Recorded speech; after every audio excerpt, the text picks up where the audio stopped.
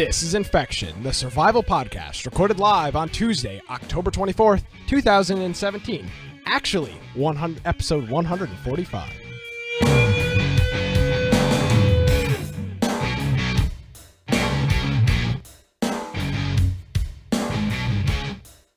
Hello, ladies and gentlemen, and welcome to another episode of Infection, the survival podcast. This is episode 45. As I said last week was episode 45. Have no fear. This is actually episode 45 of Infection, the survival podcast.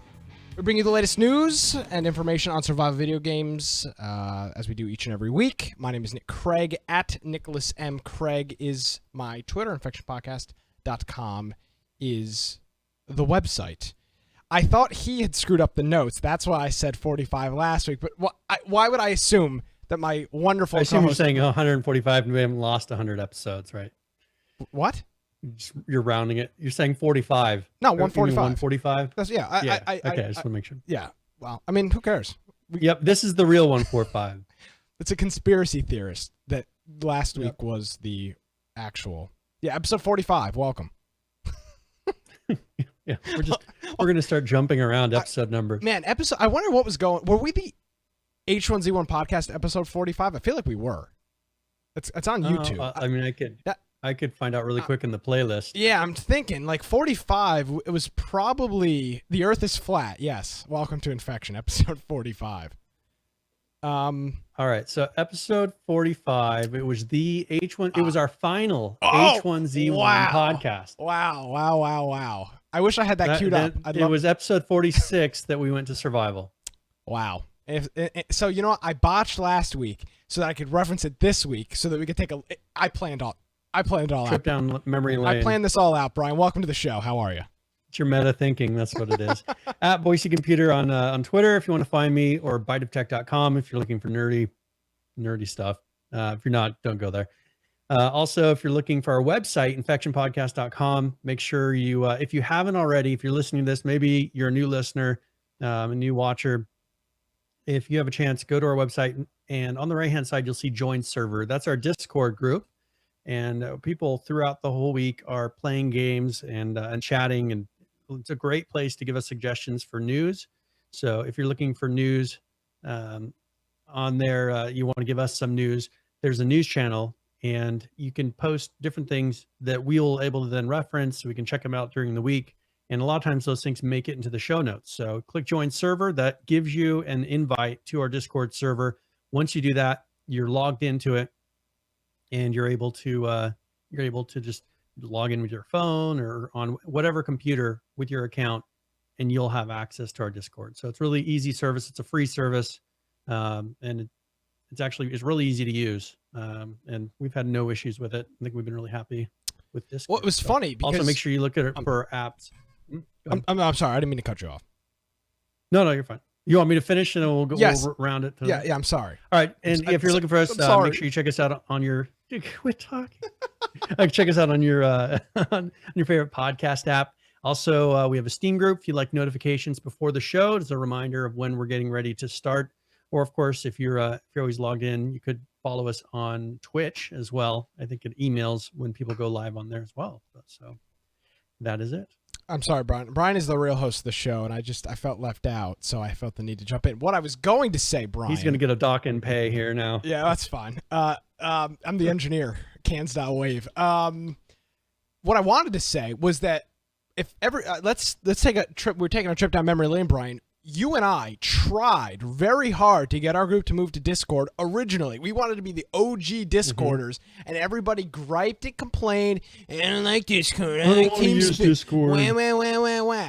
And now look at it. Now everybody loves it. So screw everybody that said don't use Discord, because it is vanished TeamSpeak and Ventrilo and Mumble. I mean, they're just not. Nobody's using them. It's completely irrelevant now. Yeah, it's complete. No, nobody in their right mind would use TeamSpeak. Discord has done so far a really good job with security and everything. I mean, works on there's a lot web of stuff interface. You have to worry about. You can chat. You can be on. Like my biggest issue with TeamSpeak was that there wasn't a way to sit idly. Like you had to sit connected to AFK. In Discord, you can just sit and you're not actually in a channel. Now, what I do want to say is that if you are a fan of the Crummy Show, which I mean, as everybody knows, I mean, I'm sure there's almost everybody. Almost everybody. Well, saying it literally gets numbers of downloads a week. Everybody that listens to Infection is a fan. We created our Crummy Show Discord. We have a whole 4 members online, and that one of them is a bot. Nice. So if I highly recommend, Brian, you're not even in this Discord. Highly recommend you go to the website. This is the first I've heard about it. That's not true. I put it in spammed in the Infection Discord. If you head on over to the website, crummyshow.com, you can click connect and join the Crummy Show Discord. It automatically posts notifications when there's a new show. You can check out episode 50 of the Crummy Show. It's a really great show. It's 4 weeks in a row we've been doing it. We got 4 weeks in a row. Is that a credit card number on there? It looks like a credit card. No, we were talking about microtransactions and passes and stuff. So that's like redeeming keys. Yeah, it's like a stupid key redeem key. So, PHVZK has never listened to the Crummy Show in his life, but he's in the Discord. Appreciate him. Yep. So you can check that out. It's myself and Jake_Zembrowski on Twitter, if you're interested in that. So, very good. All right. So do we want to roll back and talk about our game of the week? So yeah, I think it was just Joe, Laura, and I that played. Yeah. For Overwatch, yeah. If I remember correctly. I don't remember if we had a big group. No, there was nobody there. I was watching Discord. I was unfortunately unable to play because I had family visiting, but I did see it was. And then Joe left quite early on. We had so it was well, I think we all left. Joe rages in Overwatch. Yeah, he can only handle like 3 or 4 games, and then he gets mad and he leaves. And so I think we played it and played the new game mode. You played it afterwards. Oh man, let me tell you. I think that I think you liked it. It is so refreshing, and I've said this before, Brian. It is so refreshing to see a finished, fully fledged product implemented and working. It was great. Yeah. It's called Dr. Jenkenstein or Jenkenstein. Yeah, Herbert Jenkenstein or something like that. And essentially, if you've ever played any of the Call of Duty Zombies modes, it's essentially that. It's hordes of little robots with bosses and heroes actually that spawn in every couple of waves. And there's 2 modes. There's a 5-minute countdown mode, and then there's a survive as many waves as possible mode. It's fantastic. I that's all I played. I didn't play a single other public playlist. I only did a couple of those and any of the other arcade modes that gave you crates. That's all I played. And it was a lot. I played it maybe 6 times. It was great. I absolutely loved it. Yeah, we played that, and we didn't know what to expect going into it the first time. So it was a lot of fun. We only played that once, and then we played a couple of regular rounds. But I think that I'd go in there, and I think the endless mode, once you really figure it out, I think that kind of endless mode that they have is the key, because people will do all the different levels, because it had normal and then a couple different harder versions that you can do for crates. But I think that endless mode, to have people, while it's this holiday thing, can sit there and just try to get the top score. Because otherwise you're just beating a level, and once you've beat it a couple times at maybe the most difficult level, it's not fun. But if you get one that just gets harder and you can't actually beat it, you just try to beat other people on their scores. I think that was really smart of them to do that. Yeah, and this is the first kind of single player, or not single player, but team versus PvE type of thing that they've had. I don't think they ever have. I don't know of anything else in there. That's full PvE. I mean, there is no. You don't PvP at all. Yeah, there's 0 PvE. Even if you wanted to, you can't. I'm sure there's been a PvE mode in the past, but they really, really knocked it out of the park with this game. PH is saying they've done this twice. Oh, really? Okay. They've done a PvE thing twice. Maybe not this exact mode. What they need to do is this. I was even on the Overwatch Reddit, and I mean, I haven't spent enough time on there to know if they're typically critical or not of the game. I would imagine because it's Reddit, only people only go there to complain, because that's typically what Reddit is. But even the Overwatch subreddit was loving this game mode. So this is a winning. Yeah. I mean, all they have to do with this is they need to do this every holiday event and just switch the map. Just reskin it. Yeah, reskin it and change the map. or like, and it's not even a map per se. It's like an alleyway. Just like a it's just a level. little box. So they totally need to just continue doing this. I love it. I really loved it. So that was Overwatch. I'm sorry I kind of left you hanging there, Brian, but No, you're fine. And then we'll be doing Planet Side 2, which will be interesting. yes. Did we do this once or twice? We've done this two so or far as three a group? times. The first time it was a I little was weird there twice. because maybe it was twice that we've done it, but nevertheless I think it was twice. The first time we did it, nobody knew what the hell to do. We didn't really know what to do. Yeah. And then the second time we did it, it was awesome, and we had a whole bunch of people join, and it was. We're fun. actually capturing points. Yeah, we actually I'm pretty sure we're we got doing that something. objective where it's like control a majority of the map and with the timer in the upper left or right hand corner, whatever it is. So, Planet Side 2. Hopefully, I can be there. It may have to work, but planning on being there Friday night for that. So, you can join us. It's a great free to play game. Maybe you're a new member of the community. We have new people that tune in every week, and people that find us on YouTube or Twitter, wherever. New people that have listened to the show. If you don't have any of the games that we take, like Overwatch, $60 game. Not everybody has it. You have no excuse not to join us for Planet Side 2 this Friday night. So, would highly, highly recommend you download that. It's a Daybreak game. It's actually very well done, contrary to what you would believe. And that's not a knock. It's just the fact. It's just old. I mean, that's the thing. It's old, but it's very well done. I mean, they keep it up. Like, it's not broken, and it's not like it's just on their engine. I mean, so it's what it is. Now, what I want to quickly jump into here before we get going any further is our server fund, Brian, which we are currently. Yes. Let's see. Website is not loading. Okay. Well, here that's all I'm getting. Nevertheless, we're trying to raise some money for a dedicated server to host, for example, Arc, which is currently still running. If you are interested in jumping into that server is still up, still running. If you're looking for more of a single player experience with the intent for people to help you along with stuff, that's probably the way to do it. So you can head on over to infectionpodcast.com/dedicated. We are at $250 of our goal, 462.5% of the way there.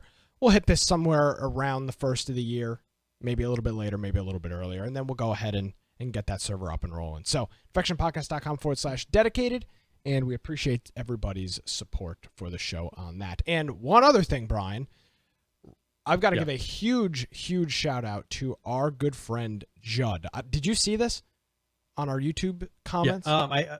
I haven't looked at it yet, but I saw that you posted that he had done it. So our good friend Judd on YouTube actually went through and created a annotation on last week's episode to every topic. It's a little hard to see on the stream, but here it is. All of the major topics we touched on, he created the annotations for that. And same thing, if you go up to the comment section, or if you go up to the description here, you can see it listed there. So it's cool if you're interested in checking out last week's episode. And if maybe you're only interested in one of the topics or two of the topics that we talk about, you can go and do that. So we want to thank him for that. I've done that before. It's very time consuming. So thank you very much, Judd. Yeah. It's greatly appreciated. Okay. Yeah, thank you. Now where do we go? All right, so one thing I did want to mention, there's a Humble Bundle right now. Okay. It's actually pretty good that just came out. And it is the Humble Day of the Devs 2017 bundle. Okay. Now this is going to be for some people that maybe this is a little more nostalgia for them. Yep. But this is, it's got Grim Fandango remastered, which I already had. Day of the Tentacle remastered, which I also already had, but very good game, especially for someone my age. Like, that was a really fun game right when I was in high school or something like that. And then it also has Full Throttle remastered, which is a really good game as well. So those are the main ones I was looking at. there's supposed to be some of these other games are supposed to be pretty good, but if you're interested in that, it's $9 for the top tier. If you're a Humble Bundle monthly subscriber, it actually gives you a $2 credit in your account if you get the $9 tier one. Actually, it's out for you. Is it out for you? Or it's grayed out because I don't have Humble Bundle monthly. You don't have monthly. Correct. Okay, so like for instance, I got a $2 credit. So nice. For me, it was really $7. Cool. And the main reason I got it was for full throttle. So Firebomb says he just bought full throttle. Oh my goodness. So if you're interested in buying this, we would recommend you head on over to our website, infectionpodcast.com/support. Click on the Humble Bundle icon, the big red Humble Bundle logo, and it when you purchase that, it helps support the program. All right, I feel really bad now. Enough of this PR BS. Let's get some hard news, Brian. We got a lot of hard news this week. Yes. I want you to. I would like you to open this topic. All right. So, not that I was excited about this, but Arklegger put out a tweet, kind of a tease, here before the TwitchCon conference that happened this past week, and so he said today, October 20th. So this was 4 days ago. Will mark the greatest day in H1Z1 history. Today is the day everything changes. I screenshotted this. He says this. To every H1Z1 fan, we salute you. I screenshotted this just in case it disappeared. That's how. In case he removed it. Honest to God, this is a screenshot. Yeah. Yeah. So, and that's the thing is I replied to it. I'm sure you think did. Was this the one where I said, is this the DirectX 12 one? I don't remember. Yeah, I think that's last exactly week. No, that's what you said. No, that was something else last week. I think he was that saying was something last week else. too. So I don't remember. I mean, this is big. So we're expecting. Well, read it one more time. Just slow it down and just read this one more time for me. Today, October 20th, 2017, will mark the greatest day in H1Z1 history. Today is the day everything changes. With periods and like the day, period, everything. So for emphasis, I'm trying to give it the proper emphasis that he... Today is he was pushing. Day. Everything changes. That's the emphasis that is on this tweet. So I was hyped. We were expecting... Nick bet me. We were trying to think of like what's changing. Is the engine changing? Yeah. We were kind of, because there was something else where he was saying something big is going to happen, and so you bet me $10, and not on the specific tweet, but he had hinted at something. Or you'd bet me like $40. I don't remember what it was. He said, and I said maybe the engine will change. Like I'm trying to think of what would be that big of a deal. Yeah. I was trying to in my mind roll through them like they would never change the engine. Well, they don't have the new one. And then I was thinking, but like he's hyping it like it's an engine change. Well, I thought of a couple of things. One of the first things that came to my mind was, of course, a engine change. The second thing I thought maybe is that they were purchased by somebody else. Maybe they are splitting away from that investment house. Ownership is changing, something like that. That would be big news if they were spawning their own game development studio, kind of away from the investment company that they're owned by. Outside of that, there really isn't anything else, in my opinion, that would fit the category, or that would fit the, what would the word be here? The expectation of the day that everything changes. I mean, there's not, for example. The only thing I was thinking is the only thing that would change it this much for me, and that's why I was thinking engine change. Like I said, that's the only thing that I could think of them doing that would change everything. Now, for example, if I said at the end of this week's episode that everything was changing for Infection, and then we came back next week and the show was 3 hours long, like that would be that wouldn't be everything. That would be a very inaccurate statement of. That would be a very false representation of the statement. So, now we came through. We changed topics. We redid all the graphics. We added another co-host. Yeah. Bro, kick Brian out of here. Get him out of here. Yeah, I mean, if I'm gone and Jake's doing the show, Dombrowski or whatever, that would be my place. That would be everything changes. Yeah, new logo. Like that would be an everything change. Completely different show. We're talking about general video games. Change the name. I mean, we can change the name for that would be everything changes. So, and so we were watching, like we're waiting for news. And let me say, something to come out. I was genuinely excited. I don't know if people may think I'm full of shit, but if you go back and look at the Discord chatter, I was genuinely excited for what this was going to be. As I've said a million times, and as I'm going to speak for Brian now, we want H1Z1. Which one is? We want H1Z1 and Just Survive to prosper and to do well. There's no animosity there. We want the freaking games to do well. So I was genuinely excited, and then I was very let down. So, do we want to play this video first? How do we want to go about this? So yeah, you can. So let's go ahead and read the notes first.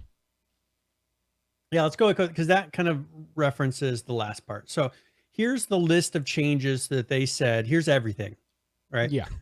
So this is everything. And so here's what they're doing. Adjustments to the AR reset time. Okay. Reduction of AK spam. Okay. The ability to pick your spawn point at match start. That's big. That's probably the only thing that so far isn't a bug fix, right? Yeah. The other ones are bug fixes. This is actually a change to mechanics. Reducing the number of vehicles in the end game. Okay, that's big. A note in a patch. No, but it's still just reducing the number of spawns. Okay. I mean, it's still not a big change. No. They should be tweaking this over time anyways. Yes, you're like, why has it stayed the same for so long? And now they're like, oh, now let's cut it in half. Like, why if there's too many in the end, why don't you make it so there's just two less until you find that balance? Like, why haven't they been tweaking this? Anyways, removal of the old passive stance transition. Yeah. So your arm kind of remember when you could press, I think it was R? Chicken arm. Is what they called it. Yeah. And so they're removing that. I don't know why that really makes too much difference. To be interested to see what it goes to see if it matters. Replacement of the bounty system with the daily challenges and better rewards. That's legit. So, I mean, that's actually legit. One. If they can give you a thing that lets you earn coins, like lets you get something to where this is not so much a pay to play game, because I mean, you pretty much have to put some money in this if you want to have certain things. Well, it's all cosmetic. Have this to where people who play a lot get more, and not just have it be the level system, right? Okay. I think if they and this is so daily challenges. I'm assuming that it gives you an opportunity if you do well to get more than what the low points per kill that you get in random things. I mean, it just the point didn't seem to match up to if you went and killed 20 people, you didn't get that many more points. Yeah. A new combat practice death match. And I mean, okay. I like that. Why is it a practice? Well, no, why is it practice though? Well, this is like kind of like the. I mean, maybe is a test for something different they're going to put in. No, later? I think this is for people like me that suck at the game and want to be able to just go in and shoot things. Get a lot of shooting in at once. Yes, I think that's what this is, and that's what I hope it is because I enjoy that. Case in point, the PUBG lobby. I like how you can pick up a gun and fire it, and like actually like because typically in the lobby there's a lot of AFK people, which is great because you can go far away and try to hit them. Not that I do that all the time, but I've done that in the past. So that's kind of cool. Yeah. So I mean, if they do it right, that could be fun because I've seen other ones do this, and it did help. It makes the game, at least the waiting. Like, so there's a game, it's out of, like, I can talk about it now, but it is the Islands of Nine, and they have. I talked about it a while ago, but they have before the match starts a death match that you can run around and do PvP like Quake style. Yeah. And it was a lot of fun. That was probably almost, it was about equally as fun as the regular game itself. And so I would, why not do something like that? I mean, that'd be kind of fun to have something like that where people just run around and shoot each other in a death match. It'd help them to figure out their gun mechanics. So that's true. Now here's one that C's is not going to like: addressing ENAS. And ENAS is the snaking with the shotgun. So that's one thing that C's can do. He'll like go back and forth with his shotgun, run, like people are sitting there trying to shoot him and he's just snaking back and forth. He gets right up next to him and just shoots him with the shotgun instantly. And so that's ENAS when they're just running back and forth and kind of weaving to where it's just a pain to shoot them. So whatever they're doing, they're going to make it so that people can't sit there and bounce up and down and go left and right and be able to avoid being shot. Eastern North American strafe. There's no way that's what that stands for. There's not a chance that's what that stands for. If it is, that's a great acronym. And then there's people in California can't do that though. That's just it's an Eastern North America thing. Yeah. Yeah. So I don't know. I've never looked. He says something about a snake. He has some name that he's given it himself, what he calls them. Gotcha. And then there's the implementing the outplay mechanics. And I don't know if you know anything about the outplay mechanics. No. Can you enlighten us? I have no idea. So, okay. I mean, so yeah, I mean, I don't know what these are. I haven't seen anything where it says here. It's a typical. It's just here's what outplay is. Well, it's another one of these, like even addressing ENAS. Like what does that mean? Like what are you doing? Like that's the thing. Is like what is the change? Like ENAS itself is not a thing. You have to modify other things so that doesn't happen. But what is? So they're just changing. I mean, it's these typical stupid bullet points that make no sense. Because addressing the AK. Well, what are you addressing? Are you addressing the fire rate? I'm not. That's not in it. But I'm saying, what are you addressing? Fire rate, spawn rate, the bullet damage. What are you addressing? You're addressing it. What does that mean? Falcon says maybe the net code? So I guess C's he calls it Eastern North American strafe. Gotcha. After himself, because that's where he's from. Oh, okay. Well, so he actually created the term because he goes in there and just drives people crazy. He has lots of videos showing him doing it because he just takes full advantage of the lousy system that they have here. Well, good for him.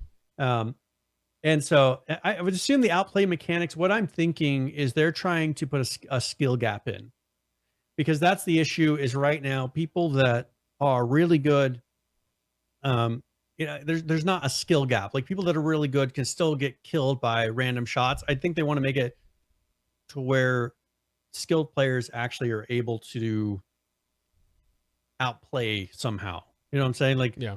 And I don't know how in the world they mean to do that with this game.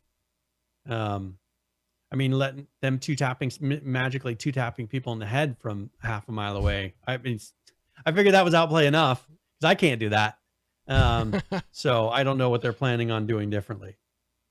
Interesting. So we'll just see. I mean, they it's just a bullet point. They didn't talk about it.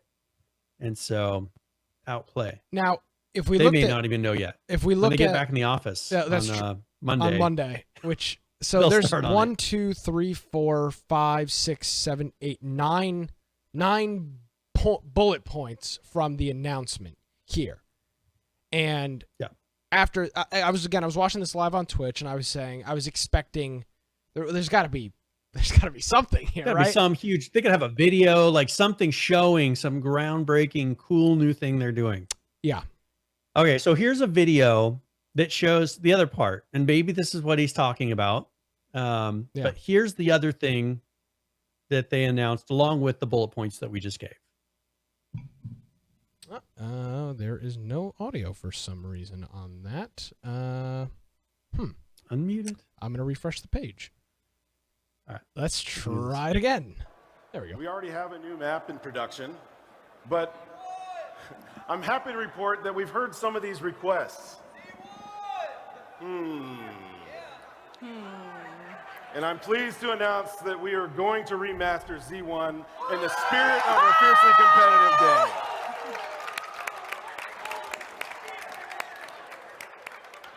As soon as I get back in the office on Monday, we're getting to work on that for you. So that's first of all, the presenter should not have screamed. Get over yourself. Like that's not appropriate. No. You're mic'd up. Like if I just start screaming into my microphone. So this wasn't the only mic problem they had. I mean, I was watching some of this. They had huge mic problems. Yeah, it was bad. Where they were not. So I blame Twitch for this though, because the H1Z1's not producing this. This is being done at Twitch. Okay, so this was and that was answered in the open mic. So this guy, first of all, he's just being a huge jerk. Oh, like the people Friday the 13th that win. People. Well, so he's so the third place, the guy who won third place in the whole tournament goes up and he's like, you can't talk on the mic. You only got third place. Get out of here. And then makes him walk away. Like he wasn't joking. Like guy didn't get to talk on the mic. And then the second guy comes up. He says, you didn't get first place. You don't get to talk on the mic. Go. And then the first place comes up and he lets him talk on the mic. I was like, what a jerk. First of all, like, why? Who are you? You go play against these guys. You suck. First of all, you're a lousy announcer. Oh, You know, I mean, he's no good of an announcer, and he's sitting there just being a jerk, and he's just saying stupid comments the whole time. Then they cut to a video, which is a 5-minute ad for a backpack, and maybe 10 minutes. I mean, I didn't time it, but you kind of tune out after 5 minutes. It's like a 5 to 10 minute ad about a backpack. And then during that time, they left the announcer's mic open. No, they didn't. He's talking about, he's like, I've been doing this for 15 years. And he says, I'm so good. I don't work for Twitch, but I've been doing this so long, so effing long that that they call me out for things like this. And he's just talking. And I'm just like, who in the world is this guy? Like, he's so full of himself. I've been doing this for 15 years. Well, you haven't learned anything in 15 years. You're obviously not an expert at this. Like, you suck at being an announcer. And it drove me nuts. And part of it, now that part is H1Z1 or Daybreak. Like, mute the announcer's mic when you're going to play a video. Mute all other audio, because you just hear them gabbing in the background for minutes. And like, finally, I guess he didn't come back. I don't know if they removed him, like said, you're no longer the announcer. I guess that from what I heard, he was no longer the announcer after that. So, wow. Yeah, I mean, just pretty ridiculous. I mean, I was like, this is annoying. And so I turned it off after that. I had no interest in watching the rest. And it was just annoying. I mean, just stupid stuff like this. Like, did they at least have him try announcing before? Did they listen to him? I mean, obviously he's doing his own thing. He's not going off of a script. He's are you talking about being a jerk to each of the winners? Who was the guy doing that? Was it the comedian guy? I don't know if he was a comedian. Because that guy that opened it was a comedian and it was awful.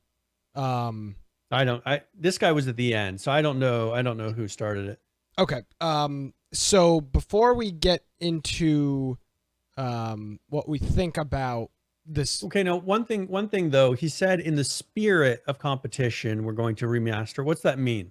Well, in the spirit of competition, we're going to remaster. Is that what he said? Z1 in the spirit. Yeah, he said something which makes me think that it's not just that it's going to be done in the spirit of Z1. I'm pleased to announce that we are going to remaster Z1 in the spirit of a fiercely competitive day. In the spirit of something competitive game. I can't hear it because I've got one of the announcers going, game. "Oh!" like an idiot. Yeah, he says in the spirit of a fiercely competitive game. Okay.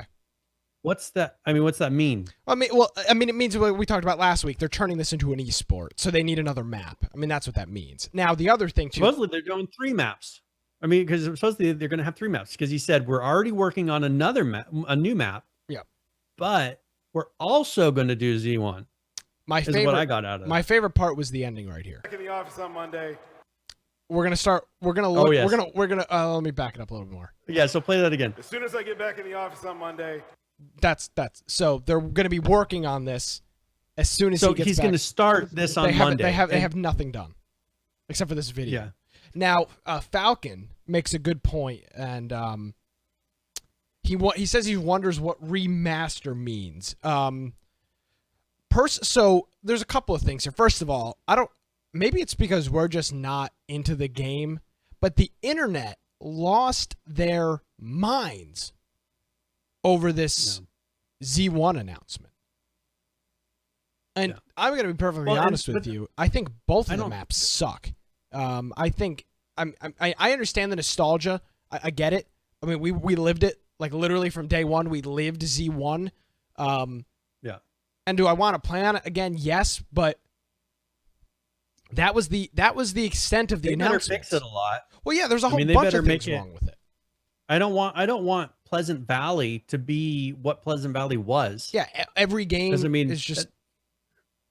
And plus, you could see everything. I mean, it wasn't no trees. One whole area overlooked. It just wasn't a very well-made city Now or town. Well, see, I disagree with you. I think it's a pretty well-made town. What I imagine they're just going to redo is redo some of the terrain elements of it, and then maybe update the cities a little bit. Because the biggest issue with Z1 is that it was a barren wasteland. There was nothing in the map. It was just like huge areas of nothingness, some high grass or some bushes. I think what they're going to do is pretty much just looking at the map, make a map while looking at the map.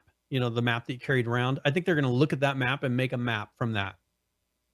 Personally, I mean, I can't imagine, there's no way they should be pulling in any of the old elements or the old map. Like, that would be the backwards way to do it. I think that they're going to go through and just make a new map, but have the streets line up and the towns in those places, and maybe kind of pull some of the elements that are iconic about what it looked like, and make something that is in the spirit of pretty much what he said, in the spirit of it, but it's not going to be Z1, which wasn't, as you said, wasn't a great map to begin with. I mean, it worked. And it's not like, oh, this is a wonderful map, I want that back. I don't know why people want it back. Well, I can understand this for Super. I don't think the game is old enough to do a remaster of a map and have it mean anything. For example, the Call of Duty this year just came out with, comes with Call of Duty 4 remastered, which I really enjoyed. But Call of Duty 4 came out in like 2008 or 9 or 7 or something like that. 2000, somewhere in that time frame. So they did a remaster, and it was a legit remaster. Like, all the maps are HD and stuff, and it made sense because at that point the game was already years old. And I really enjoyed it. Actually, I haven't actually played the other COD a whole lot. I've been playing the remastered when I play it, so that's great. But yeah, first of all, I agree. Matt is saying, how can you remaster when you haven't finished the game? Well, that's kind of my first thing. Is like, Z1 isn't that old that I would. You ask me 2 years from now, I'd be like, oh yeah, man, I'd love to jump on some Z1. But it's just, how far are removed from we? Like, how far is it? When 8 months, a year maybe since? I think it's been a year. Maybe I don't. Honest to God, I don't remember. I don't play the game enough. How far? Remember when they were trying to get this mapped out? They were trying to get this map before, I think, TwitchCon. Remember that? Was that the big rush? Like, we were going to have this done before TwitchCon last year. Because remember, yeah, you know what this was? So. Oh yes, you're right. Because remember, for streamers and stuff, they were allowing them to play right before TwitchCon. So it's been about a year. They'd have experience on that map. So it's been 1 year that they've had this map. I mean, if you look like that Humble Bundle, those are remasters because they were made in the 90s. Yeah. Those games were made in the 90s, and the graphics were a lot different. This game, you've updated some assets, but your character, I mean, there's so many things that are identical. It's not going to be, I think the grass for people is always greener on the other side. And then they're going to play Z1 and they're going to be like, oh, this sucks. This is stupid. This isn't what I remembered. Because the reason that people enjoy certain things and certain games, like going through and playing the remastered of some of those old games, is because when you originally played those, you had that feeling of, oh, this is something new. This is fresh. This is different. Just like when we first played H1Z1. We first played H1Z1 and it's like, oh, this is something different. Like, we haven't played a game that feels like this. And we had those feelings of, oh, this is cool. And you want to play it a whole bunch. You want to keep playing it. But that's all gone. They think that by going back and playing this map again, that they're going to somehow resurrect those feelings that they got when they first started playing Z1. And you know what? Here's a surprise. Just like drug addicts, they always go back and try to do more drugs so they can get the feeling of how they felt the first time, right? I don't know. They don't. Well, you know what I'm saying? But you know what I'm saying? Like, yes. Or even, but I mean, you could say drinking too, whatever. You're never going to feel like you did the first time you did something, right? It's just, it becomes normal to you. And now H1Z1 is now just, that's normal. There's not going to get that fresh feeling. Well, so I agree and disagree with you. I agree. In this case, no, the people are not going to get that feeling. Now, if this map was 5 years removed or something, you would say, wow, I remember. If you had forgotten so much about the map that it was fresh to you, because that's the thing, is this is very fresh still. Yeah. It's only been 1 year. When you go through and you remaster something, you kind of have already forgotten about all the flaws. And you're like, oh yeah, this isn't so bad. Like, you've forgotten about everything. So here you go. Call of Duty 4 Modern Warfare, which was just remastered in the last Call of Duty that came out in November of last year. That game was originally released November 5th, 2007. The remake came out probably November 5th, 2016. 9 years. That's enough time for people like myself to say, holy crap. In my case, I was literally a child when that, I was a baby when that came out. And then to play it now, it's like, wow, I remember all this. I remember all that. But you can't do that with a year.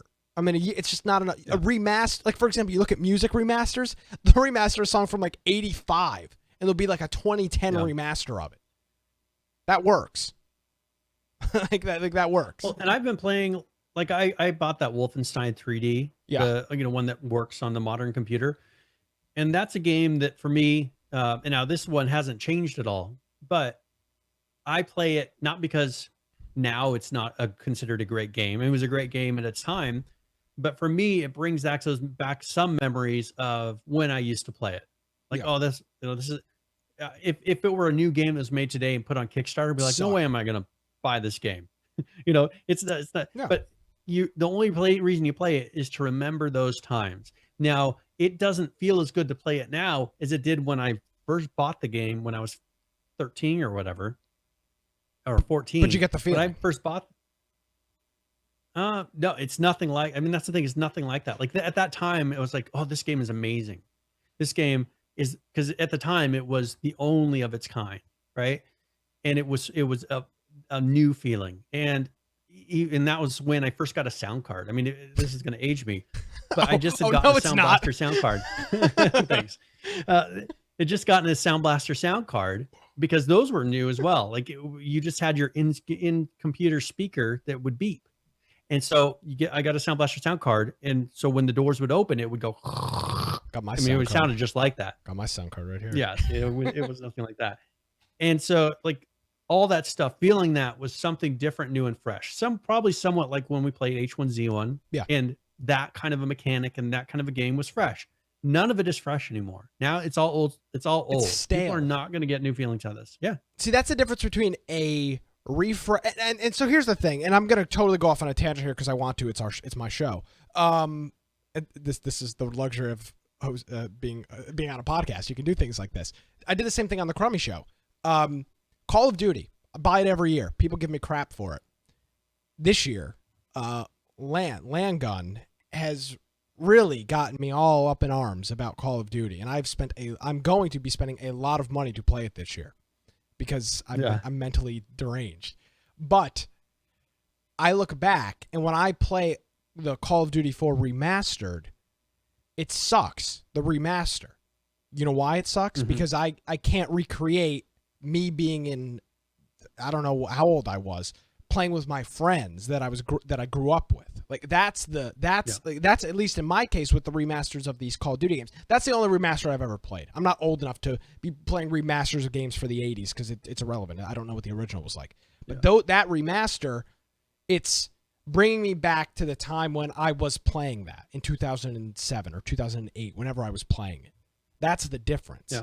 That works if you still have those friends to play with. I don't right now, but those I don't talk to any of those people anymore. But nevertheless, you can't do that with this game. It's too freaking new. It's been a year. And even and even better, if you play Just Survive, it's been about 5 months. Like this briefly popped up in Just Survive, if I'm not incorrect.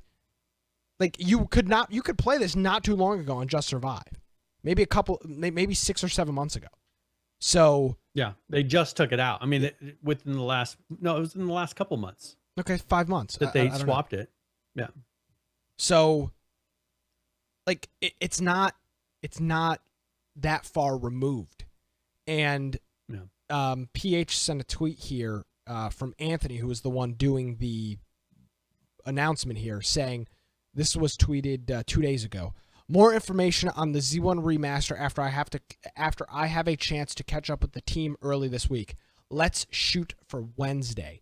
And looking at the comments, I mean, everybody is just so excited. And I think it's more of a meme. I don't think they No, realize Brian, these people are genuinely excited. I always assumed it was a meme, like bring back Z1. I figured people were joking. It's like, happening. Why? Hell yeah, I'm ready. you can recover that fat. Well, no, that's kind of relevant. We as the community appreciate you and the team. Keep killing it. Thank you. I hope you see my message. Nice to know that the guys at DBG are still listening to us. Take your time balancing first. Falcon, are you guys going to keep on both maps to keep a Falcon's got a tweet in here. We are happy you finally decided to fix your game and listen to the community. Keep it, and we all win. Please don't forget the shotgun. I mean, I think these are genuine tweets. I mean, there could be some people trolling. Kind of trolling a little bit. Yeah, I always just assumed it was a joke. Like, you know, like Falcon was tweeted us remastered ? I guess it does sound better than just saying, "Hey, we can't stay on course, so we're bringing back old content." That would have been a troll tweet, and it was, and I appreciated it because it was accurate. But like those are genuine tweets. Brian, look at the Twitch chat and the highlight you sent. Mute the audio and play the video back. Right now. I mean, seriously, play the video back. It's the chat. It's a wall of text. People are legitimately hyped about this. A lot of people thought that they were going to announce the console release. That was they kind of did. I know a lot of people, but they did. That was the other thing too. That he said that this was Anthony speaking. He said that he has played a version of the game on the PS4, which I mean. Just freaking release this was supposed to be out. I believe it was June of 2015 or 2016, if my memory serves me correctly. When this was supposed to be released, they literally had box art up on their website in the footer. And they said that was the final coming out of alpha. Yeah, done. So. It's still nowhere. Seems like we're still nowhere near. He literally just said he's played. I don't know why they're not. They're redoing the whole map. So I'm assuming they're just going to have. What would be nice is if they had random, like 3 different maps you could randomly spawn into when you start the game. You don't know which one you're going to get to, and then do the different game modes. Like that would create variety in the game and make it something different, not a repeat same game every time. Now. I think it's possible, Brian, and I was kind of reflecting on this after the announcement. Well, actually, I was reflecting on it today when I was doing some prep for the show. And are we just senile towards the entire... I mean, I'm asking this genuinely. Are we just disturbed by H1Z1? Can they do anything to satisfy us and these? Can they do anything? With the state they're in right now, can we think they do anything right? Like, would we? I mean, genuinely, are we? Here's the thing, Brian. This is what I don't want to fall into. Can we accurately relay this to our audience without just? I don't think we're accurate sources of information to decipher this. I really don't. I think we are so. And here's the other thing too. I think we are so disenfranchised. Is the word. We are disenfranchised, but I think we are so much further connected to the game than even the people that play it. And some of you probably let me try to phrase what I'm trying to say here. We have talked about the news. We have talked about changes and updates and modifications in this game for the last 145 weeks. Every single week we've talked about this game. We don't play it, but we are so in tune for the most part with what's going on that we've seen these promises come and go and come and go and come and go. And we've seen we're going to do this, we're going to do that. We have a roadmap, console, this, that, online scoreboard, all of this stuff. And we've seen all of that come and go. And have we just seen all of this BS to a point where we are no longer, we don't have an open mind, Brian. I mean, we're just, I think it's that we have a filter. I think that we have a filter on, and everything that they say or do, we look at through that filter of past disappointment experience of what they've done when we've heard all these things before. We've heard them make the promises. We've heard them say, we're going to do something amazing, And I think every single time that up to this point, we've looked at it and it's just we've been let down for the most part on almost every single piece.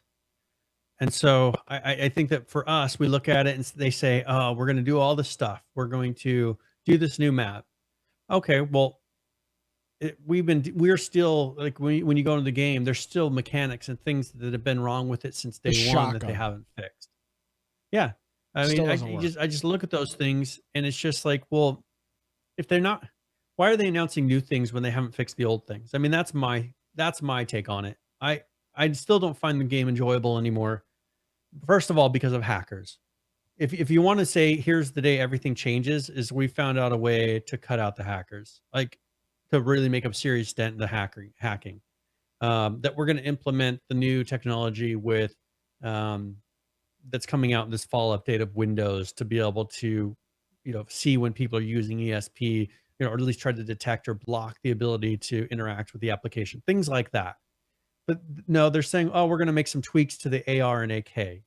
We're going to make it so that you can't snake as much. Well, this is all like, this isn't game changing stuff. Like this would be stuff that's in there. If they know it's a problem, why didn't they fix it 6 months ago? If they knew all this stuff was a problem, why haven't they been fixing it?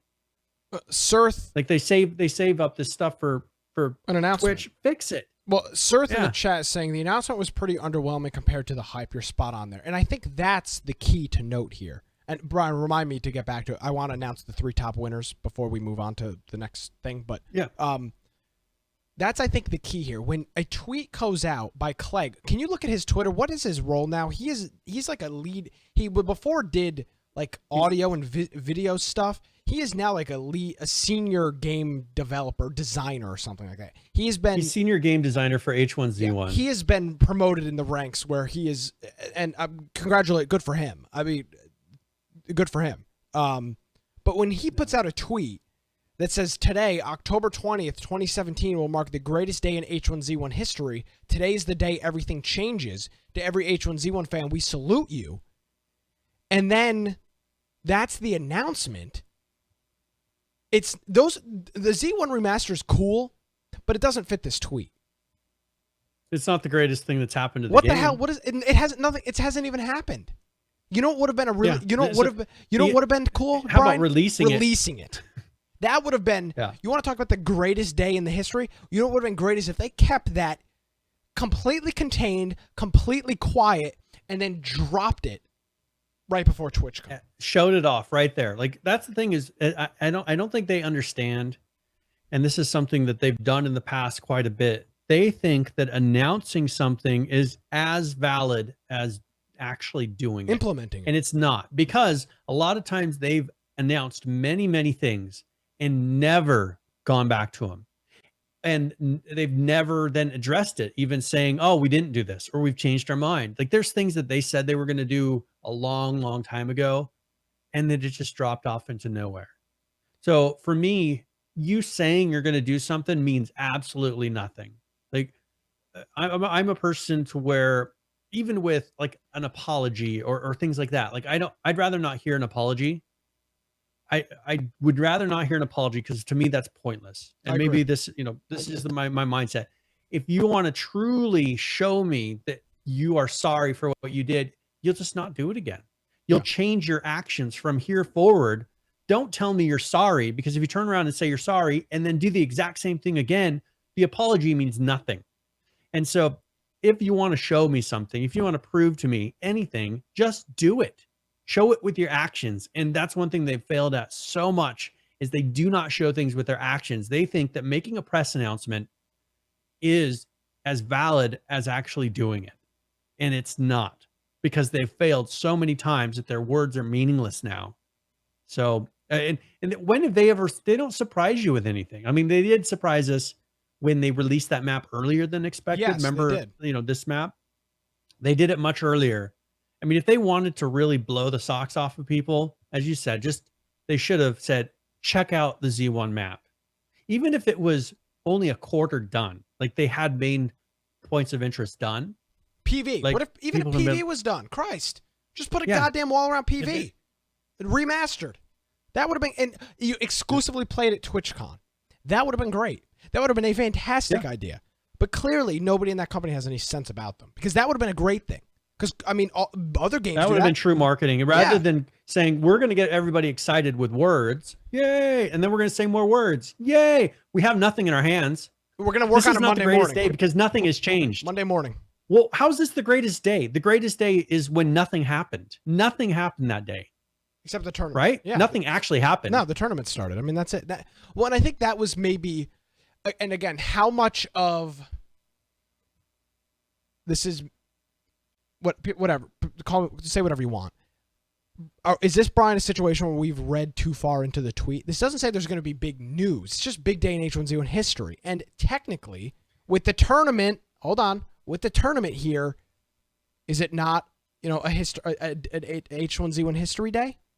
Technically, it is. I mean, it is. Is it the greatest day? No, it's not. You're spot on. It is not the greatest day in H1Z1 history. But there are huge things that happen. I mean, they had this massive tournament at TwitchCon. Hundreds of thousands of people watching on Twitch. It's a very big day. And from what I could tell, it was they did a very impressive display. I'll give them all credit for that. They did a very impressive display. They put a lot into it. Visually, it was very good. So now one thing, Adam Clegg, he did post 5 hours ago. He says they have that big picture of Z1 on the wall there. He says the incredible beast hangs in our offices and provides some great inspiration. Love walking by this every time, and #Z1. So, because they have that giant map. Yeah. So, I mean, it seems like they almost just right before the thing, they're like, we got to come up with something to announce. We got to have something that we can that's big to announce here at TwitchCon. And they're like, oh, what can we announce? And that's what they came up. Like, that's what's the low hanging fruit, which isn't the low hanging fruit, but what can we say that will get people excited that we don't have to show anything for right now? Oh, we're going to put in Z1. You know what? I would have been a little upset with, but I think it would have passed the test if they would have announced a console release date. I think I'd still be giving them a little bit of crap, but only a little bit, because that would be a huge day to announce that H1Z1 actually has a date, like an actual date this time, is coming to PS4 and Xbox One. That would have been big, Brian. I mean, again, does it matter to me at all? No. Does it matter to you at all? No, not really. But that would have been a big day in history. I would agree. It was a big day in ARC when they released that game on Xbox and PlayStation. Big day. Yep. So it's huge. But mean, literally nothing. All we heard about console was that so other than the tournament happening at the beginning of that day and the end of the day, nothing changed with the game. Yeah. Nothing changed with the game. And not a single thing changed in the game. And that's the greatest day in H1Z1 history. Something that for your average player is irrelevant. The tournament is irrelevant to your average player. It makes no effect. I bet you 60% of people in China or whatever it is that are playing this game could care less about that tournament. They weren't watching it for the most part. Right? I mean, it's not in English. Like, they probably don't care about most of the American streamers. They have their own streamers. I think that honestly, to most of the player, but this is just like their own thing. And some people in America like it. Okay, now what about the big announcement for the professional leagues? We talked about that last week, did we not? Yeah, so I mean, that's something that they were pushing and pushing. Yeah, but we knew about it. They literally announced that the week before. That was already out. Yeah.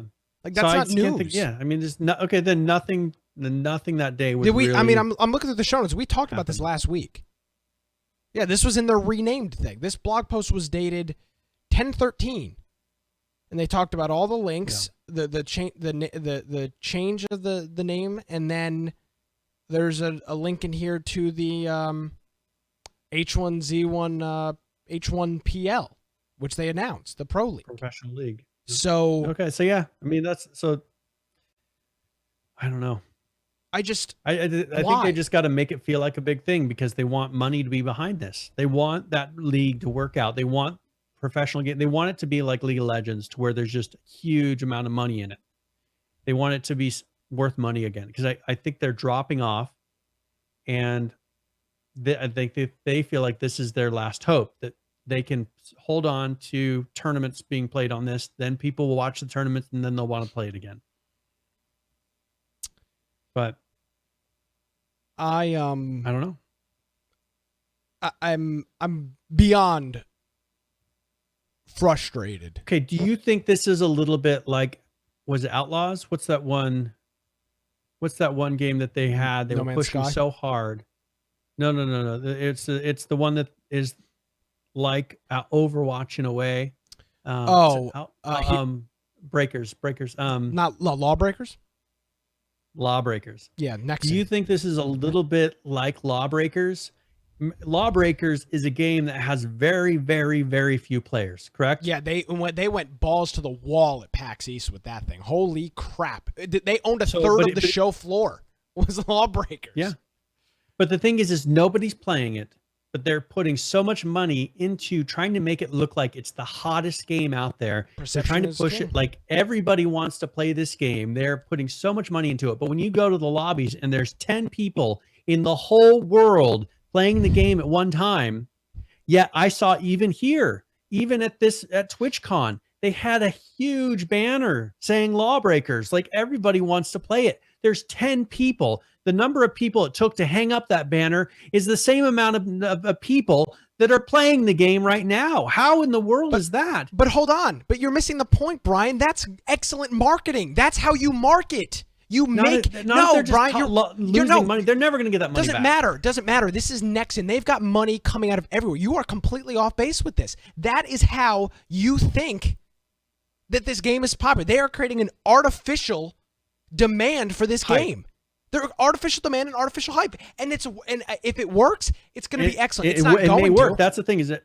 Yeah, and guess what? There is a possibility it could work. And if for Lawbreakers, it won't work. Well, it might, but nevertheless, and if it works, that's why the head of the marketing department at Nexon is making $500,000 a year. Because if it works, he turned a game that nobody was playing into a game that everybody is playing because of the marketing. Now, in the case of this game, it's going to fail. Part of it will be sales. I mean, it's not a good game. Yeah, part of it is sales. If you can make it look like, okay, we have a lemming type of. If you look at how man works, right? If you wanted to sell stuff at a store, you get people walking into the store, even if you pay them to look like they walk in and are interested. When someone sees someone else walk into a store, they go in. Though they're willing to go in that store. When a parking lot's empty, when people aren't in there, it could be the best deals, it could be the best products, it could be whatever. But people won't do it. I think a lot of it is they're creating this. They're trying to make it look like this is the game that everybody wants. And so if they turn around when people are going to buy games at GameStop or whatever, they'll be like, oh, I've heard about this game. Yes, exactly. And they'll buy it. Exactly. Not that they'll ever play it again. Doesn't matter. But, I think people, if people think it's a good game, they're willing to buy it. But, I mean, I don't know. It seems like they're spending more money than they could ever make possibly back, and they probably doing are. that method. They very well may be, but the good thing for them is Nexon's got a whole crap ton of money. But no, I mean that's good marketing. It's not going to pan out in the case of Lawbreakers, but that's good marketing. You're making it seem like it's a bigger deal than it is. Which is fine. I mean, Brian, case in point. Which is valid, but we did that at PAX. We walked around at PAX like we were the hottest thing since sliced bread. All of these other press people are waiting in line. We just walk right up in front. We don't care. And guess what? We didn't wait out in the cold with all these other morons because we just made it look like we were bigger than everybody else, and it worked perfectly. We got great interviews. Yeah. That works to a point. Yeah, that is marketing. To a point. Great. But and there is a point where it won't work, and I'm just wondering. No, it's not going to work. Yeah, it's not going to work. I mean, they can push it, but they can push it. They can push this narrative. And if it brings in the people getting them to do the tournaments and, because they can fake it. They call it fake it to make it, right? Fake it to make it. You can fake it to make it. Fake for it a until while. you make it. But eventually it turns around. If they're faking it to make it too long before it actually turns the corner, it'll come back and bite them, which it has done with Lawbreakers. Lawbreakers is getting to the point where people are logging in and seeing 10 people. They can't even do a lobby with so few people are playing. Doing false hype. I mean, what are you going to pay people from China to go in there and play? I mean, that's it. Why not release it free to play at this point? I mean, 100%. I mean, just get free to play and then throw some skins on there. Like, I don't know what they're hoping to get. Yeah, I don't know in the case of Lawbreakers. But moving back to H1Z1, this was a huge letdown. Yeah. The tweet it wasn't as big as wasn't even hoping close. I mean, you needed to hit a home run, and you bunted and got thrown out at first base. I mean, that's essentially what we're talking about. Like, oh yeah, you did touch the ball, but you're still out. And I mean, it was just what a joke. I mean, people want to give us crap for the show. I've gotten comments in the past. Oh, so whatever. I mean, I don't care about making friends or enemies as at Daybreak. This was an absolute joke. This was the biggest day in history, and not a damn thing happened. Here's the example I gave to Brian when we talked very briefly about it, because if we talk any longer, we end up hating each other, because then we can't talk about it on the show. I said, Brian, if during the show next week, when we got to current players, you said today is going to be a historic day for Infection. This is a big day, historic day, biggest day in Infection podcast history. And then you proceeded to say that you were going to get 3 tips during tip of the week instead of 1. That would be to the caliber of announcement that was made here at TwitchCon. Completely irrelevant. Completely irrelevant. Like, how can you possibly hype something up like that? And I know the chat would love to get 3 tips every. Well, I mean, that's the thing. Did they have rose-colored glasses on to the nth degree? That they genuinely think that remastering a crappy map that was in the game 8 months ago is somehow going to bring me back? Yeah. I mean, are they that delusional? I'm pretty delusional in some stuff. But I can recognize that I'm delusional in the things that I'm in. But is this like next level stuff? Like, are they really that disconnected? And the other thing too, if you notice during the announcement, he said we listen to the community. Every time they've listened to the community, they've gotten screwed, completely screwed. Yep. And I think this might be another case. I could give. It's like they're listening to Reddit. That's the issue. Is they're listening to Reddit, because Reddit is where you see bring back Z1, bring back Z1. Your average player is probably not thinking this at all. I bet you half the players that are playing right now had never even played Z1. Never even seen Z1 because most of these players came in this year. Yeah. You know what I'm saying? Like the huge jump in China was at the beginning of the year, this year, right? Yep.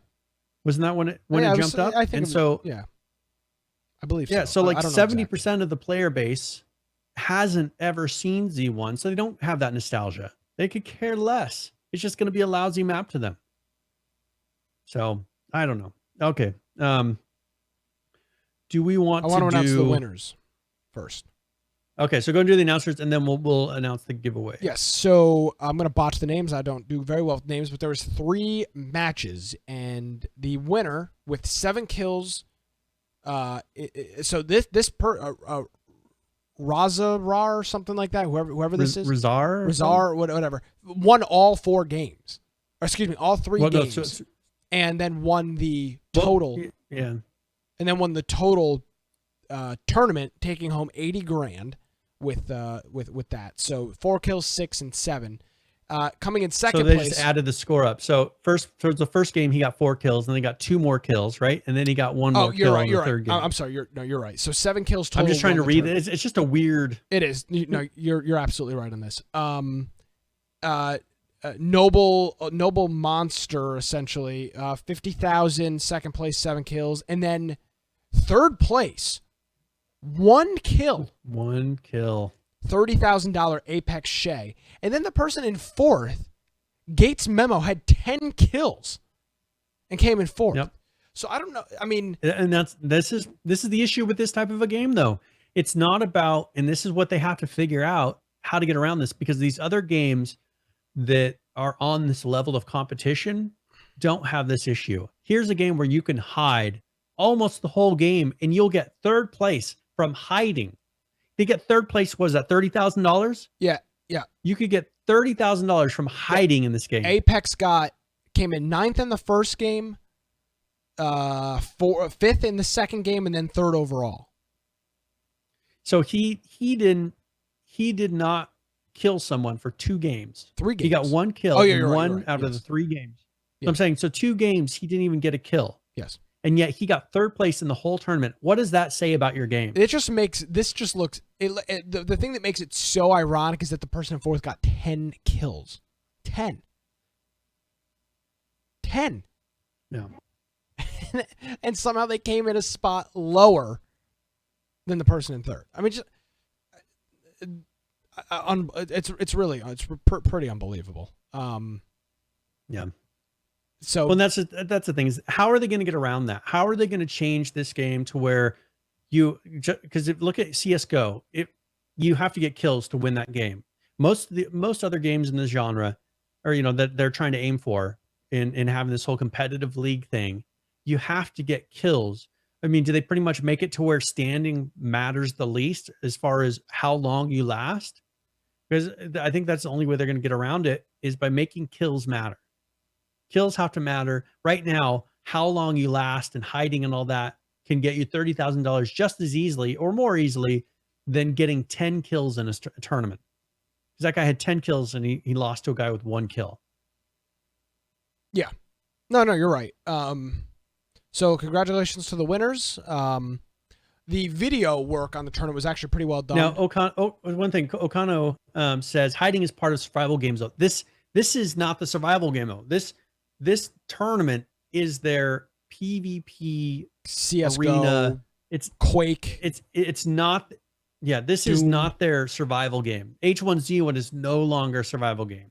No, it's not. It's a tournament. And so that's what I'm saying. He's thinking of it as, okay, look at the regular game. There's a lot of hiding in it. And even you can do strategic hiding in a game like PUBG as well. But the thing is you shouldn't be winning a tournament because you hid better. Like the one guy, that H1 photographer guy who wanted to be in the tournament as their professional hider. He could have gotten $30,000 if they would have let him in. Yeah, Easy. That's great. I love him on Twitter. He's a great follow on Twitter. He just hides all the. I mean, he doesn't kill anybody. His goal is to not kill anyone, and he hides and makes games time out because they ran too long. And then it would drive me insane. And then he takes pictures. He takes pictures the whole time. I'm trying to find his Twitter. I believe it's at H1Z1 photographer. He's a great follow. Post all the time. I don't know. I'm so disenfranchised. I'm like, how can you be so excited about that game for so long? Just running. You're not even killing anybody. You're not even getting like whatever's partially good about the game. You're just running around. And that's the other thing too. And I get it. I mean, to be honest with you, Brian, I think you're being a little bit of a hypocrite here, Brian. I don't mean that. I think I would camp my ass off if I could win $30,000. I wouldn't. Why would I kill anybody? Oh yeah. Like, I mean, seriously. It's not the players. No, the players are playing the game. You're right. You're exactly right. Yeah, it's just a poorly set up tournament. Daybreak. Yeah. If I could just do nothing, we even saw this from. Was it the first invitational or the? Yeah, it was. It was the first invitational where everybody was hiding in the gas and following it in. Yes, following the gas, hiding People in are camping the whole time. Yeah, it was bad. It was embarrassing. It wasn't quite as bad this time. If they made it to where winning the tournament was the least important, like getting the last kill, if they made that maybe almost the least, kind of like what they almost did. They did it with points, but they could twist this a little bit more. If they made it so that getting the most kills was what mattered, not getting it. So it would create instant action. People would be coming together because they're like, I want to get as many kills as possible. It will create a lot of great instances for their tournament in the video. Make it so it's not about getting first place. Make this game not about first place. It's about getting the highest score. Even if it's a game mode they start out with to test it. But get rid of if I last and then the last one to die, I win. Because obviously, as they've seen in here, that can make a lousy tournament. If everybody did what that one guy did, who would want to watch this thing? And so I think if you turn around and say, what's going to win you money is getting kills.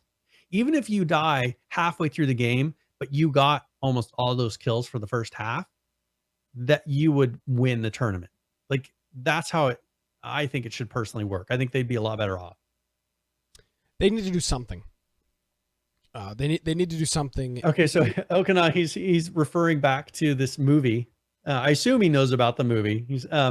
So he's saying they should add some kind of a bracelet or necklace around each player's necks that will explode if not fed power by batteries or something. And then maybe you need to kill players to keep yours from exploding. Just an idea. Okay, so this movie, I don't want to give away the movie that I talked about that this is all based on originally, that Player Unknown based the whole concept that H1Z1 has become on.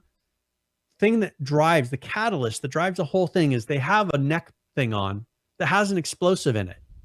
And if everybody, so the whole point is, and I'm not going to ruin, I guess. No, don't. We talked about this last week. Okay. I mean, I don't want to, are you going to actually watch it? No, I mean, I don't care, but somebody else might. I mean, I'm never going to watch it. Okay. Well, so this isn't giving away any ending, but if there's not one person alive at the end, by the end of this, of a certain time, everybody's things will explode. So the goal is these people don't want to kill each other, but they have to, because if they don't kill everyone but one, everyone will die. You know what I'm saying? Yeah. So that's the whole goal. Like they need to create something to where there's some sort of something going other than I'm just trying to survive as long as possible. Maybe, as he said, I have a neck thing on, and if I don't interact or if I don't shoot, like if I don't hit somebody within a certain period of time, like there's a timer that will explode. Like my goal is I have to go find somebody and shoot them. That's too complicated. How about the winner of the tournament is the person that got the most kills? Yeah. What a novel concept. When most kills and lasted a long time. How about if you hide, you would be the loser. Even if you live the longest, people would view you as the loser. You would never win any money. They need to take that out. How about a combination of, how about a 50-50 split of time alive and kills? That means if you're not a very good player, but you can get a lot of kills early, you can do just as well as somebody that gets 5 kills and lasts every single game. There would be some, this isn't complicated. I can figure this out. It's not a very complicated matter. But for some reason, they just, I mean, literally, all you have to do is base it on kills and time alive. I don't know what this basing is on. It would rank. solve the camping problem. Yeah, one would think. Yeah, I mean, one would totally. It would 100% solve the camping problem. It would make their tournaments more exciting. It'd make it more competitive. It would make the games get over faster. If they want to be able to do more, host more games, like make it a faster process. Make the goal to kill as many people as possible. Yeah. Solve. I mean, it would solve so many problems with the game. I don't have anything else to say. I mean, this is just I think that's an excellent, like we came to a really good understanding of, I think this would solve their problem. Like that mechanic would make the game have a point. Like I just don't see how they're going to get away with a competitive arena type game with this being the point of being able to hide. Disappointed is an understatement of how I feel right now about this whole thing. I mean, disappointed is such an understatement. What if they announced at the tournament that they were redoing the point system and that was the game change? That would actually be a game changing aspect. Brian, anything they're redoing the whole point system. It's based on kills. That wouldn't be game changing because that wouldn't mean a damn thing to anybody else. Changes how the whole mechanic of the game works. Yeah, but the game outside of the game, nobody cares about. And outside of the tournament where you're winning tens of thousands of dollars, nobody cares. That's not a game changing thing. It doesn't affect me. I mean, if they would have just announced one damn thing that was implemented, it would have been great. But we got nothing. Yeah. We got a lot of freaking words. And guess what? It's just a lot of stupid promises that we've been made in the past. I'm just so sick of these things. Now, great. Are they probably are they going to remaster Z1? Yeah, they have no choice now. But how many times have we sat here and talked about things that they've promised and not delivered on? That's why we have this reaction to it. Because we've seen it. We've seen it so many times. Yeah. It's like, holy crap. I mean, how much longer am I just...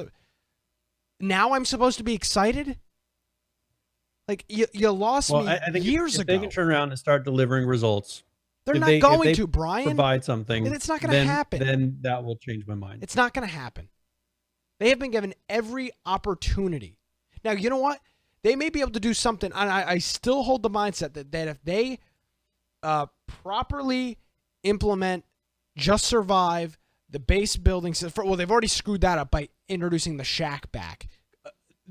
Awful decision. Should not have put the shack in the game. I think that's a very stupid decision, and we already talked about that.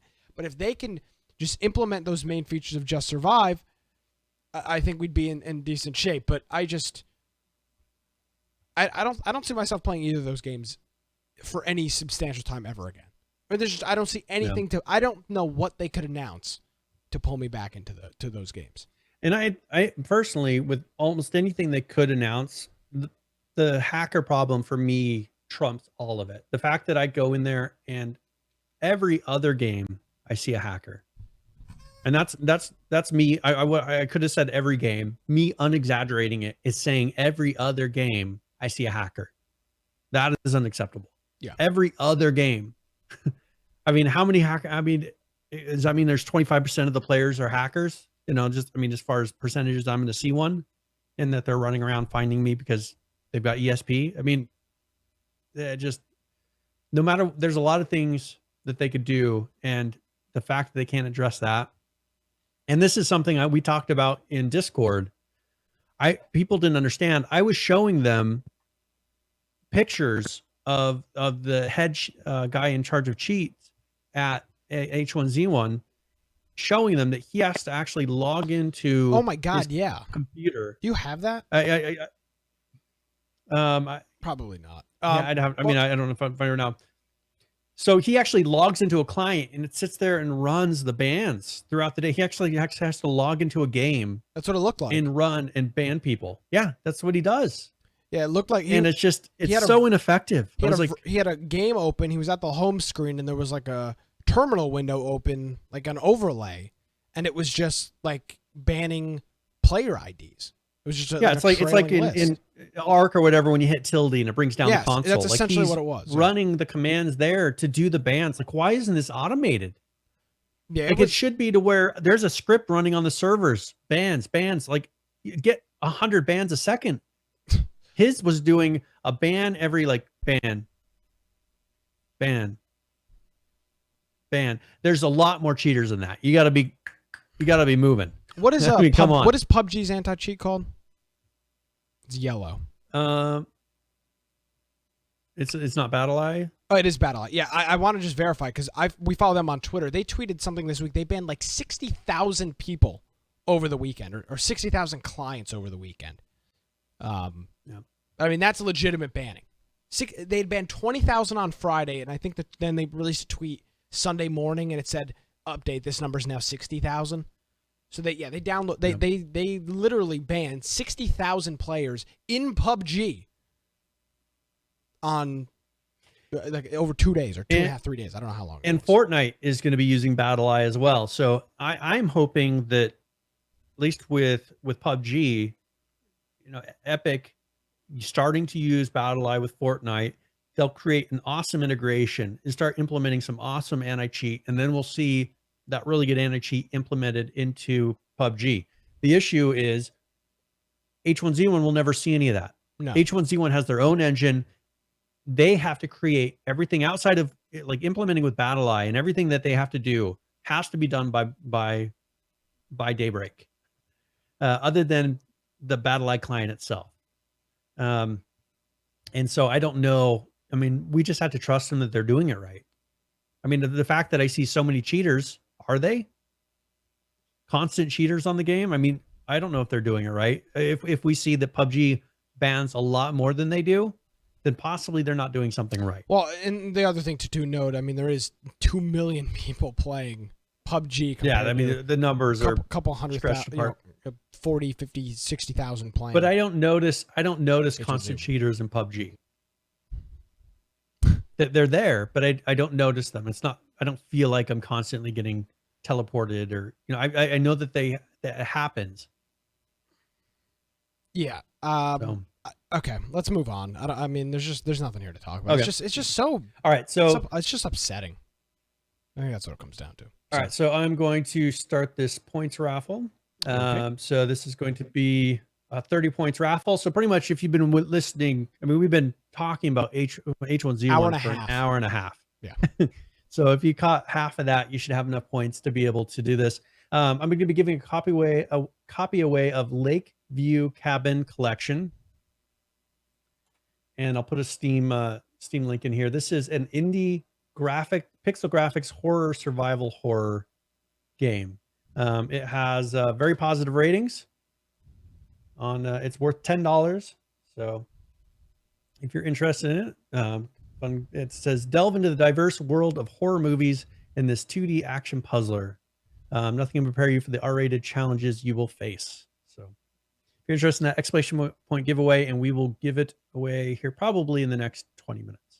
Yes, absolutely. We'll see if we get back to if we rant for another 20 minutes on one topic. Do we have anything to rant All right, about? so we have to cut out. We got a lot of notes, so we're gonna have to cut out. Okay. And now we're not going to cover everything, but if you are interested, we have a lot of update information about a lot of different games. So in our show notes, after the show's done, you're more than welcome to go to infectionpodcast.com, and we'll have on there for this episode. When you click on it on our website, it shows you all the different show notes, how we did them, even though we won't be covering everything that's on here. Correct. So one thing let's talk a little bit about ARC, because this will actually be pretty short. Okay. ARC, so one thing they announced is that ARC Aberration is going to be delayed by a few weeks. It was supposed to be released here in October. And so we were thinking, and I'm assuming they were probably aiming for doing the release like at PAX, not PAX, but at TwitchCon. And they announced at TwitchCon that it was going to be delayed. And so I'm thinking, sometime mid-November. I've got to cut you off. I'm not okay with this. I'm okay with people delaying releases. You can't wait until the day to release. That's not cool. That's a knockdown in my book for ARC. They should have announced it. They knew. They should have announced it earlier. Yes, of course. That it's going to be delayed. Not announce it because it's supposed to be delayed or released here in the next week. Yeah, that's not acceptable. I mean, you don't find a thing that causes it to be delayed by weeks right before. I could see. Well, I keep hearing them talking about they're working on it. They should have this thing like, how most games will market gold. Like they should have it to where it's a month before it's ready to be released. Like they're all put their stamp on each thing and like, okay, it's ready for a release. Is there any bug fixes we need to do like to wrap it up? Like your goal is to get it done a month early, and then you can fix, have some leeway. Like they're working on it still. Like they're going back to the office and they're going to continue working on that map. Like, yeah, I mean, obviously I've given them, it's not ready. I've given them passes in the past, but that's not acceptable. I mean, like Rockstar, for example, delayed Red Dead Redemption to early 2018 instead of over half a year. Yeah, but it was like 6 months early that they announced, hey, we're delaying it a couple months. Which, because at that point they realized, oh my God, we can't make our deadline. But you can't change that. Like 3 days before it's supposed to come out. And this game is out of alpha, so like you can't say that these are out. Like you announced that you're doing a release of a game, because this is like a full-fledged game, and kind of like what Scorched Earth was. Has a huge number of new mechanics in it. It's not an alpha anymore. So they need to get this out. There's only going to be one more DLC after this. Everything else I think there'll be one more that's under the season pass. So Scorched Earth, this one, and then one more. And then everything else is going to be just normal maps and content updates. So there you go. All right.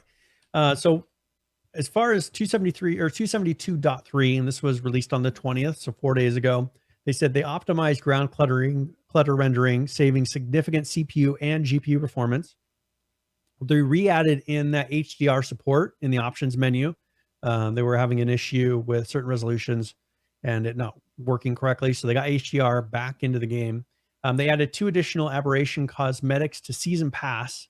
So if you have the Season Pass, you get a Bulldog mask and a Reaper helmet now. And so that's 272.3. 272.3.1, they disabled ground clutter optimization for now. It was currently unstable. So that's the one where they optimized it, and then they disabled it. So, and then 272.3.5, this was on the 24th. So today they fixed a crash with optimized ground clutter and re-implemented it. So they said they got about 2 to 3 milliseconds speed up in ground clutter rendering. So that brings us current. That's pretty much it. Okie doke. Let's quickly before we do the game giveaway, let's we've got some F13 news, I guess, per se. So we talked about in the past charging for DLC. We've seen a lot of stuff from them where they say free, and they make a big point about free, which to us, of course, indicates that you will have it. For example, and we've used this in the past. Welcome to the free episode of Infection, the H1Z1 podcast, indicating that there's going to be a paid, or there is a paid version that is something different. Now, I'm not against charging for DLC because I don't buy it. I don't buy it. So when people get all upset about microtransactions and paid DLC, I don't care because I don't purchase that stuff. But they did a really cool thing here, Brian. They released a timely, which is great, important, a timely pack that includes 10 skins, and they're all Halloween costumes. The fairy princess, the pro wrestler, the naughty devil, the Roman toga, the skeleton, the sexy cop, the superhero, the karate guy, the army guy, and the bunny. So 10 skins. 10 for $1.99, which is that's I believe not bad. I mean, that's a great deal. Yep. If I even somewhat regularly played this game, and if I said somewhat regularly, I mean like maybe once every couple of months, I would buy this because you're getting 10 skins for $2. I mean, it's a great deal. More games need to do stuff like this. Instead of charging individually for stuff, release a whole bunch of stuff and put it into one thing. This is fantastic. 10 skins for $2. I would buy something like that, and I don't buy DLC. Yeah, because it's reasonable. Yes, of course it's reasonable. Now that's one thing I've been playing a lot of Elite Dangerous lately. Yes, you have. That's one where if you look at the way their skin works, and I understand why they do it, but you pay for a season pass, and then you don't pay for anything else other than the skins. So they have all these different designs, like paint jobs and things for your ship. But for that, I think they charge too much. Like they charge you enough to make it not seem worth it. Unlike this. So they'll charge you $4 for one paint type for one type of ship. Or they'll give you, like, to be able to put your name on the side of your ship costs you like $6 or $14. It's just, if they were to take it, say, okay, here, this paint here, 99 cents. This one here, 99 cents. Like you'd get those people, more people would buy it and you'd make your money back. But if you price it too high, like people just, they're not going to be there. Most people, you'll have your hardcore fans that will do it. Almost everyone else won't if you price something too high. Absolutely. So that's F13. That's good stuff. I really, really appreciate them. And these are easy to make. I mean, these are just costumes. Like these aren't it's just purely cosmetic. H1Z1 needs to bump out skins like this and charge them for them like this, because I would actually buy a skin pack or something rather than doing that. But they probably make so much more off the stupid crate system. Yeah, you're right. No, they probably do, but never. I mean, for them, it's money. Like they're saying, how can we make the most money? Now that their skin market's tanked, if they're not, then maybe consider just releasing them as packs. You can buy this pack of skins. Like, well, to see. I mean, it's hard to know what the prices of skins has tanked on the external market, but it's hard to know. I mean, they may still be like, I'm not selling the crates. Like I put crates up for sale and they're not selling. So it's hard to know. Like there may be a point where they're like, okay, we need to relook at this skin model. Like, how are we selling these? Well, there you go. I commend them for their actions on this. Great. Firebomb says they hit everything on their roadmap. We'll did they hit every single? Well, it's not. We'll verify it next week. How about next week? Yeah, next week, because that will be, because they said by Halloween, which will be next week. Yes. We will. Are we doing a show on Halloween? Yeah, why not? Okay, I'm fine with it. Yeah. It's the 31st. Yeah, So. we'll be here on Halloween. We'll do some. Okay, cool. We're gonna. You'll probably have kids behind you ringing the doorbell constantly. I don't have a doorbell. Okay, there you go. You're safe. And I'm gonna put a do not disturb. If they knock, sign just yell, "Get off my yard!" I'm Get off my gonna lawn." put a do not disturb sign up. There you go. We'll do some. We'll do some spooky. Oh yeah, they've only done the one counselor stuff, but they announced the second one, but they have to have it released. Yes, Remember, needs to be released. they have to have the counselor released. So if the counselor is not released by Halloween, they lose. And I'm gonna just say this on the show so that it pressures him. PH, could you take some of our graphics like this and add spider webs and spooky things to them for us to use next week? If not, I can do it. But if you've got some free time, that'd be great. Like a spider web. Like, but if it's not done by next week, we'll know who. But it'll be like I want like something up in the corner up here to be like like a spider web hanging down or something. That'd be great.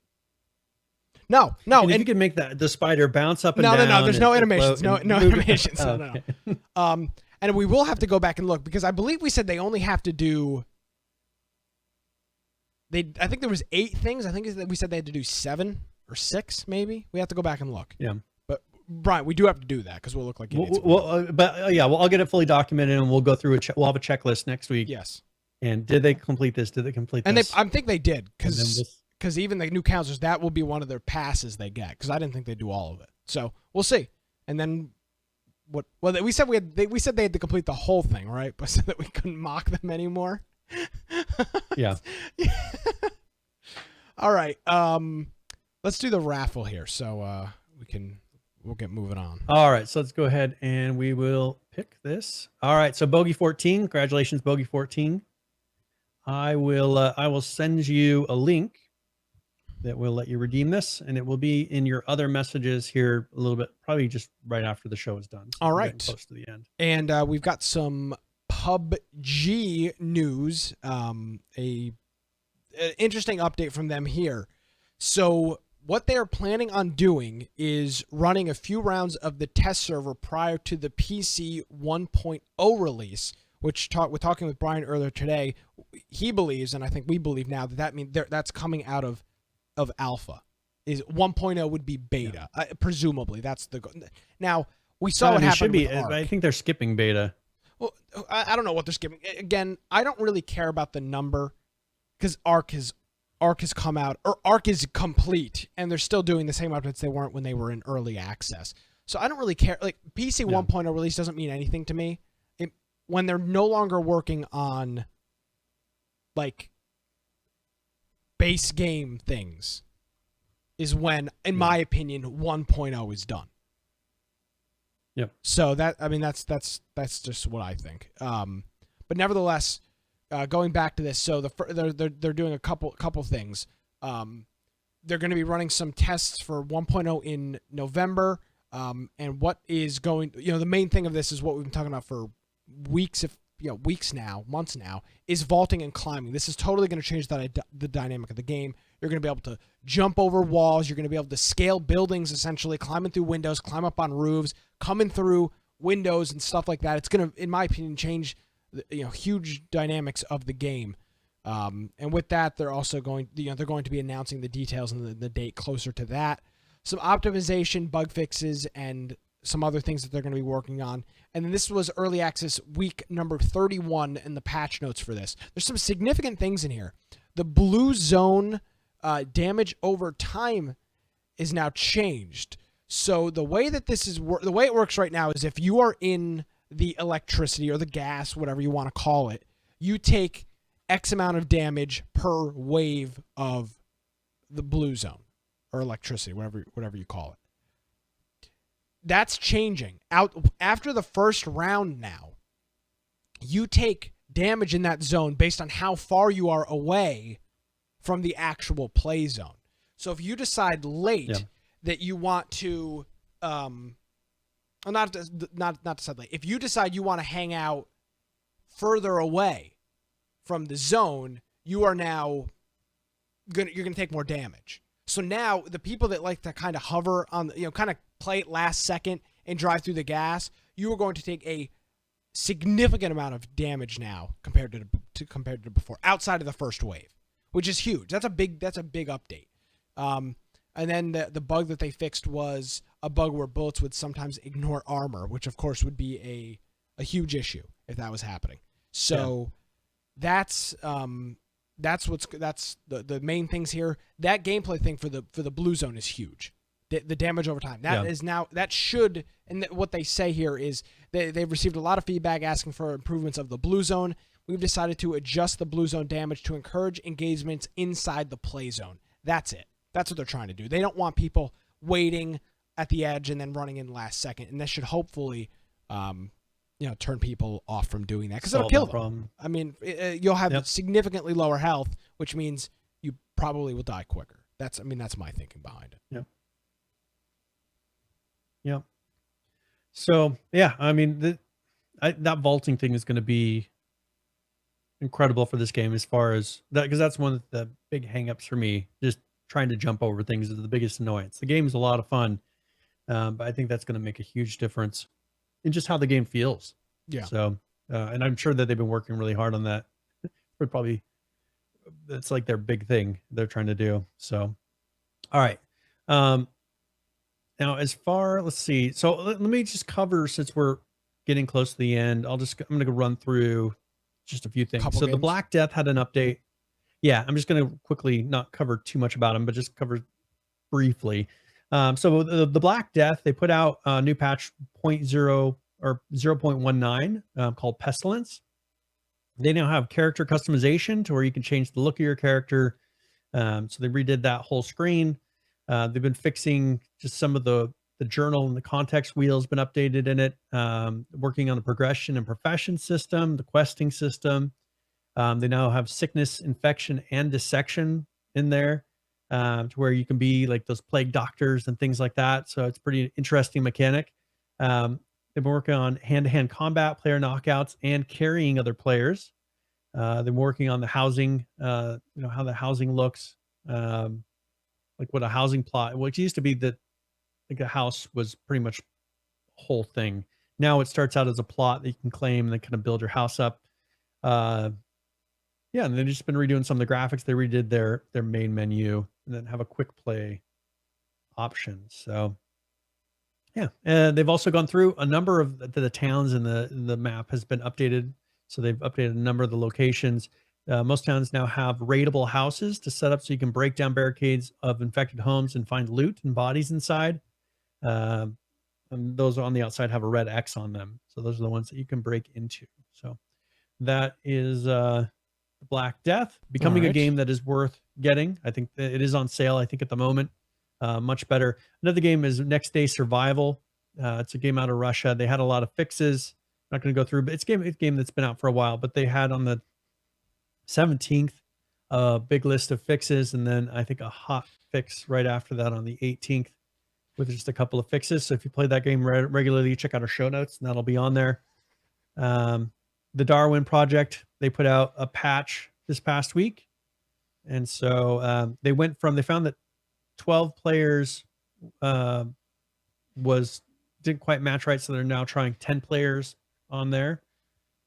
And then they removed one of the game modes that wasn't working right, or something that the director can put in there, and then just mostly tweaking after that. So that's a game that Nick and I still have to play some together. I don't think we played it together. Hurt World came out with an update, two updates this week, and that was just 4.8.0. I believe. Let me verify before you go into the news. I believe you can still get that on Humble Bundle for the next day. Maybe I'm wrong. Yes, the Down Under bundle. 6 days left. Hurt World. Oh yeah. So if you go on there, you can get Hurt World for $3.87. If you never play it, it is worth you to just have this in your library for $4, so that if and when by the power of God you decide you want to play the game, that it's in your library. Yeah. What you looking at there, Brian? Nothing. I gotta. You're looking at the image. So this is. I asked for a. PH is he's fast. Yeah. So this is. He works quickly. This is the spooky. The spooky image. It's pretty good. Oh man, this is why we continue to do the podcast. That's a gem. PH, thank you very much. That's awesome. Thank you. Yeah, Hurt World is on sale for the next 6 days. Infectionpodcast.com support. Click on Humble Bundle. It's called the Down Under Bundle. $4. Just get it. It's definitely worth it because we'll play it as a group. It is coming up on our game of the week. Yeah. Here in a couple, like a month or two. Yepper. So one thing, they added a mini map and compass system. So that's one thing you'll notice that will, change some of the feel of the game. And then the second patch was, and other than that, it was fixes and that. And then the .1 was one where it's mostly just fixes as well. So mostly fixes, but they did, adding a map, compass and all that will change how it works. So go check that out. The Forest, they put out another update. So if you're playing that, once we get this dedicated server, we'll put up a server for that and try playing it as a group and see if it's stable enough, because this is a really fun game, but it's just without a Windows server that's dedicated, we can't. It's impossible. It's just not worth it. Yeah. Yep. There was a lot of fixes. It's 0.69 and 0.69b for a hot fix. Just Survive, they announced a maintenance patch for that. So they say if you find an exploit in game, like a bug or some mechanics exploitable, please report it through their dev only report system, or send a private message through Reddit to one of the developers, or send a private message in their Discord. So it sounds like they're trying to figure out. They should offer, I don't know, like what could they offer? Skin. We've said it for a long time. They could offer a skin or something, some kind of a reward for finding bugs and things like that. Yeah, the same, like Southwest testing. Southwest and like United literally will give you like free flights for years if you what they encourage. Well, they don't encourage it, but what they've done is they park a plane on a runway at an airport and they power the plane up as if it's on, and they have everybody connect to the Wi-Fi and see if you can't like get into something on the plane to control it. And they literally give these people tens or hundreds of thousands of dollars worth of either cash or like free airplane tickets. It's insane, and it works. You're incentivizing people. Give them something. I'm not gonna go sit in a game and do your job if there's no incentive. And that makes me a hypocrite because I tell people all the time to play on the test server, but you got to give me something. That's how people are motivated. People are motivated by things. Like it's just for example, we're doing a thing at the fair here for the radio station. We are giving away prizes every day. That's the incentive. We're taking people's personal information down so we can add them to our mailing list. There's an incentive. There's your incentive. There's your trade-off. That's why it works. That's why you sign up for this stuff. Why do rewards programs work at stores? Because there's an incentive. Save 10%. Now, one thing they said here, exploiting game bugs to create an unfair advantage could result in suspensions or banning on your account. Don't do this, even if it's just a test. Why don't they let them do it on the test server? Yeah, I don't know about that. That's the thing is, if people are going to hack, like, I don't know, because that's the thing is that people will take advantage of that and just hack and say, oh, I was just testing. Yeah. It's how do you create a system where they can actually try to find certain things or find how people are doing hacks if it's not the main hack companies, if they want to say, oh, here's how I was able to exploit your game if you're not allowed to test it. Yeah, that doesn't make any sense. That's like, oh, don't hack into our Tesla and crash it. Don't hack into our Tesla. Create one that they need to create, like one that doesn't go, that people can't see each other or something, that you're able to go in and just do tests. Yeah. Like create one that's made to break. That would make sense to me. All right. So, and then one thing I wanted to mention, there's this game called Hell Let Loose that Nisco had actually talked about. It has a couple days left, 5 days left on Kickstarter. It's already funded. Yep. So if you do put a pledge in, you're going to be paying it. The game is coming out. The game is already funded. Well, it's funded. So it doesn't mean it's going to come out, but it means that they're hitting their goal. They do have a demo that's somewhat playable currently. Yeah. So, there is hope. But this is a game that currently it's hit their 200,000 pledge mark. They're at 102,208. They asked for 106,381. So their goals, I mean, they have up to $700,000 worth of goals. Maybe they'll get to the 250-ish range, possibly with 5 days to go, you think? But if you're interested in a game like this, it's kind of what's that game that we were saying? It's somewhat like The game that you like playing. Heroes and Generals. Yes. It is fun. So it kind of it seems like it's a little bit of a Heroes and Generals type of vibe, but done on a little bit on the Unreal Engine. So it's has a possibility of being a little more modern than Heroes and Generals is. So absolutely. But check out the video. We'll have a link to it. If it looks like something that you might like, go ahead and give it a try. Yeah. All right. So did we miss? We didn't do the Rust video. No, we won't do the Rust video. I do want to just again note, we are raising money for our dedicated server fund. So if you are interested in supporting that, you can do so. It's infectionpodcast.com/dedicated. The goal for this is to have a server that is local, that we can host hopefully 3 or 4 games at a time, and as we want to try new games or as updates come out or whatever it may be, we can just turn a server off for the weekend or for a week, test the new thing, and then turn the other one back on. So that's kind of our goal with that. So that's what we're doing.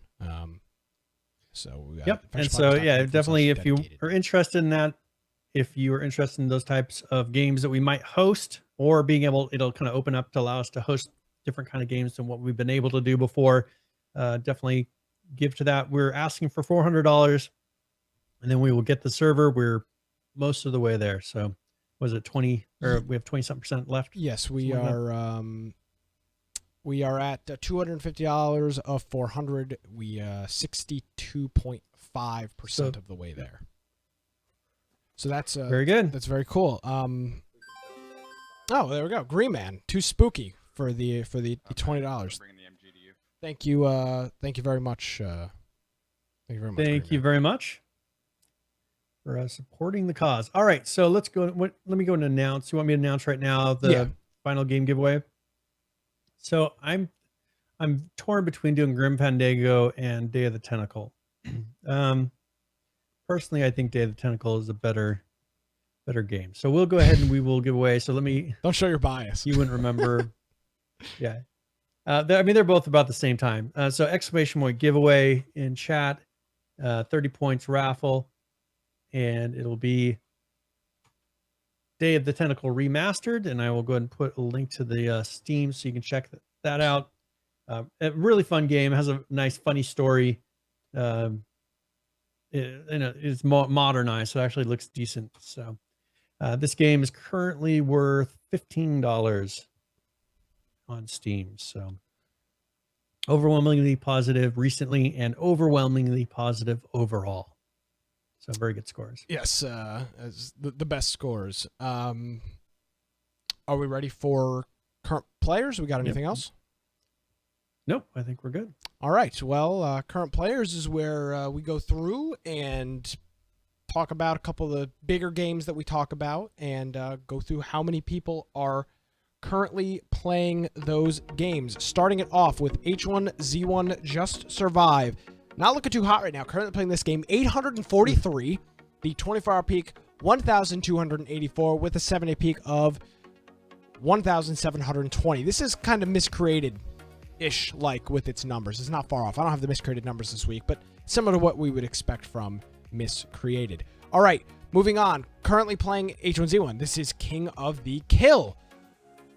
15,156. The 24-hour peak, 42,824 with a 7-day peak of 56,443. Ark Survival Evolved, 27,946. Currently playing that. The 24-hour peak, 44,123 with a 7-day peak of 61,683. And ladies and gentlemen, Player Unknown's Battlegrounds. Currently playing this, 83. The 24-hour peak, 2,178, 295. And the 7-day peak, my formatting screwed up there. 2 million. 2,275,603. Now, Brian, I do have breaking news on this. This is the first time in weeks, this may be the first time ever, that the 7-day peak was not the all-time peak. This is the first time. So last week, same time, the 24-hour peak was 2,289,971. And as we sit here right now, the current player is 2,275,603. So it's not a drastic amount, but it's about 30,000 players. So yeah, all I'm saying, this is the first time this is the first time in a long time, a very long time, that it hasn't hit. The 7-day peak has not been the all-time peak.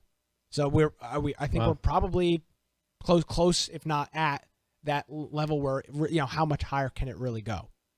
2 million, which is, an unbelievable number. 2 million. So one interesting side note, do you have a guess on how many people what was the peak players for Lawbreakers today?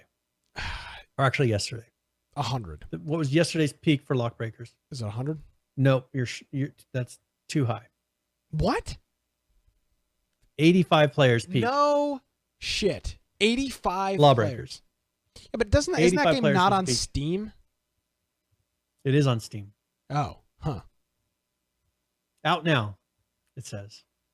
85. That will go down as the biggest disaster in video game. That's bad. How many copies? Lawbreakers, you can buy it right now. It's $30. How many copies does Steam Spy say? Let's see here. I'm just curious. I gotta find my window that it was. Okay, here we go. So how many have they sold? Owners? Yeah. I think that's what it says. Owners. 83,798. Yeah, that's not good. Nope. There were probably more people at PAX last year. So if you look at the graph of the purchases, it went up. It went up, and I don't know what a lot of people returned it. Because when they had the sale, it was $22.49. The number of owners went up, but then right after it went right back down again, right back to the original number. How does that happen? How is it possible that 85 many people is the 24-hour peak? Yeah. And that just almost Pretty doesn't bad, huh? seem believable. There are going to be more people. There were almost more people watching the show live than there are playing that game right now. That's a very scary proclamation. Okay, so at PAX, because remember they had all this stuff at PAX. Yeah. It was 207. Sorry, not at PAX. At TwitchCon, because they had all that stuff there. They probably had something going on. So it went up. It went from 78 players on the 17th. And when was TwitchCon? Did it start the 18th? Yeah, I think so. So it went up to 207 players, then 175 players, then 153 players, then 141 players, now 88, and then 85. So that's each a day. Now, here's just some statistics for you. These numbers are highly inaccurate, but you'll get the trend. So in 2010, PAX East 2010 was attended by 52,000 people. PAX East has grown like 3 times since 2010, and we went in 2017. So there were more people at PAX East than own Lawbreakers, and they owned a third of the show floor. They had a massive arena. Massive. They had a huge thing overhead that said multiple Lawbreakers. screens, Just gigantic tournaments. Yeah, it was crazy. See, this is where I'm saying, like, all that money they're tossing in, I don't see how they could possibly. No, they won't. They won't expect a return. You're right. They won't. So, yeah, pretty crazy. They had something where they had the open servers in the very beginning. That was their all-time peak, 4,572. Like when they first released it. during that, and then it dropped right back down to 67 players. You know, I enjoyed that game. We had a whole bunch of beta keys that we got from PAX, and we played it. I enjoyed it. I thought it was a lot of fun. But clearly nobody. Yep. I mean, clearly nobody's playing it, and it really sucks. Yep. Again, it's the detriment of making multiplayer games. The community's not there. I'm not going to buy this, even if it's fun, because there's nobody to play with. I mean, you literally are probably on first name basis with the people that play this game.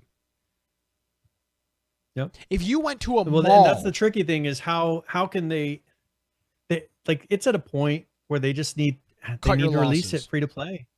They need to release it free to play. That's about and all they can do. Just try to make some skins off of it. Yeah. That's the only way they're going to make money now. No, I don't. you're right. At what point do they accept that? You're spot on Because here with this, Brian. How, like, they're developing for 85 people. Yeah. They have people that are working probably full time for 85 people. Yeah, that's crazy.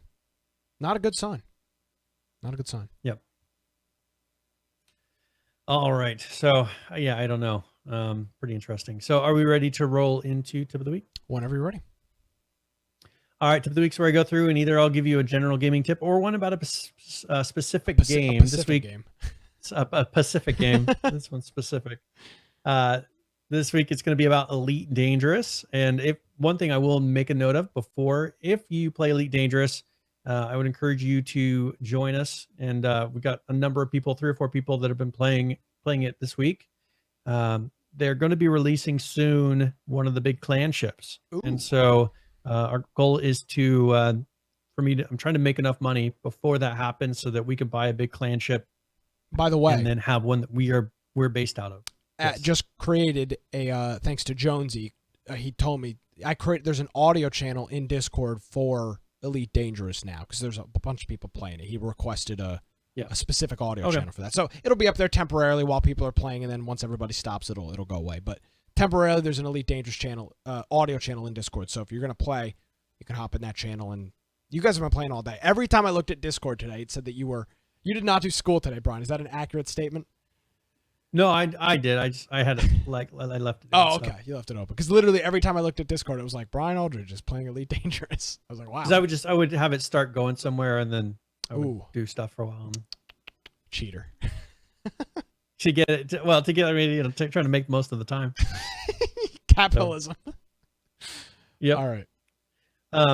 Yeah. So anyway, so this was actually suggested by probably the person that's the farthest in Elite Dangerous that I know, Johnny Find. He's explored galaxies and things that haven't been found before, and it's got his name on there. He has probably the best ship of anyone that I know. He's put a decent number of hours in there, and he had sent me a video showing an interesting technique that we'll be talking about. So this is tip of the week.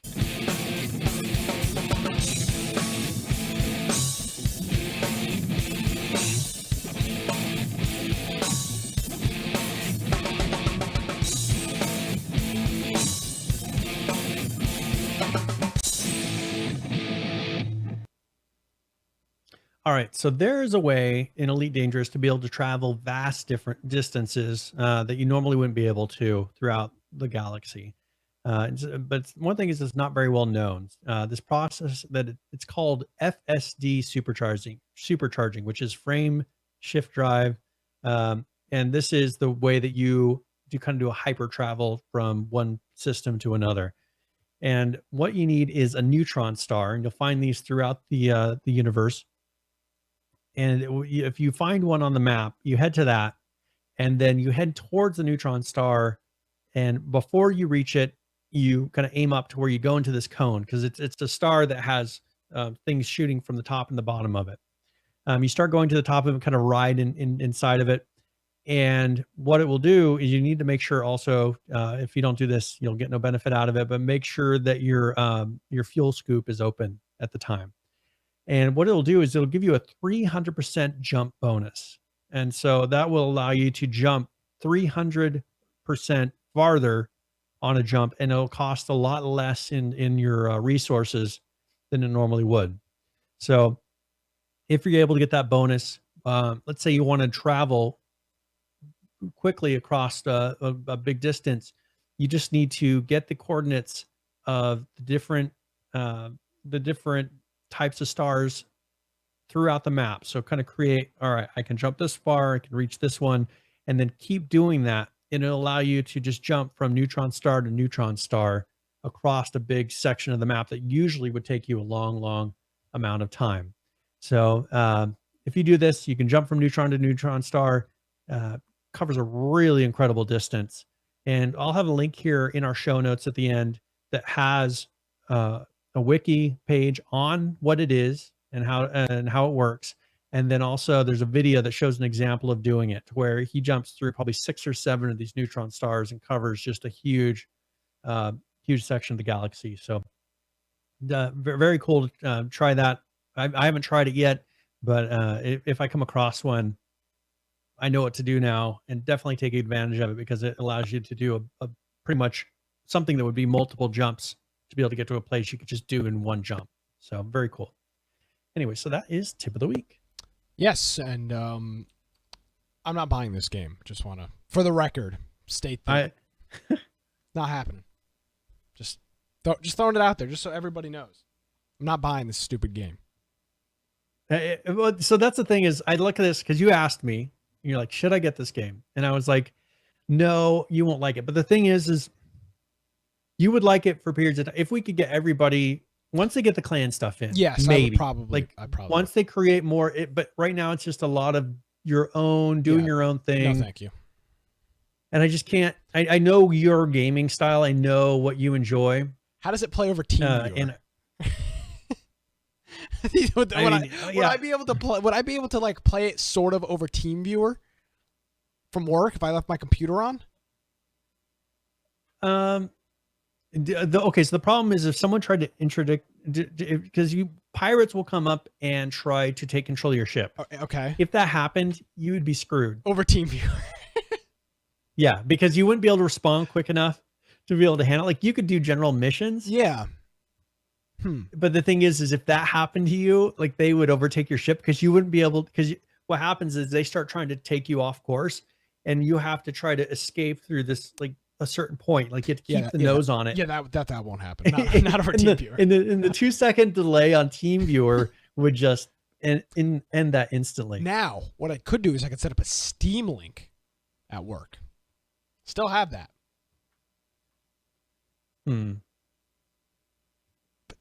Yeah, Steam Link with a VPN. Well, but that takes a high bandwidth. It just needs to be high bandwidth enough to. I need to try that. Take my Steam Link and set it up. Over Ethernet, it can't be that bad. So no, you would not recommend playing this game over TeamViewer?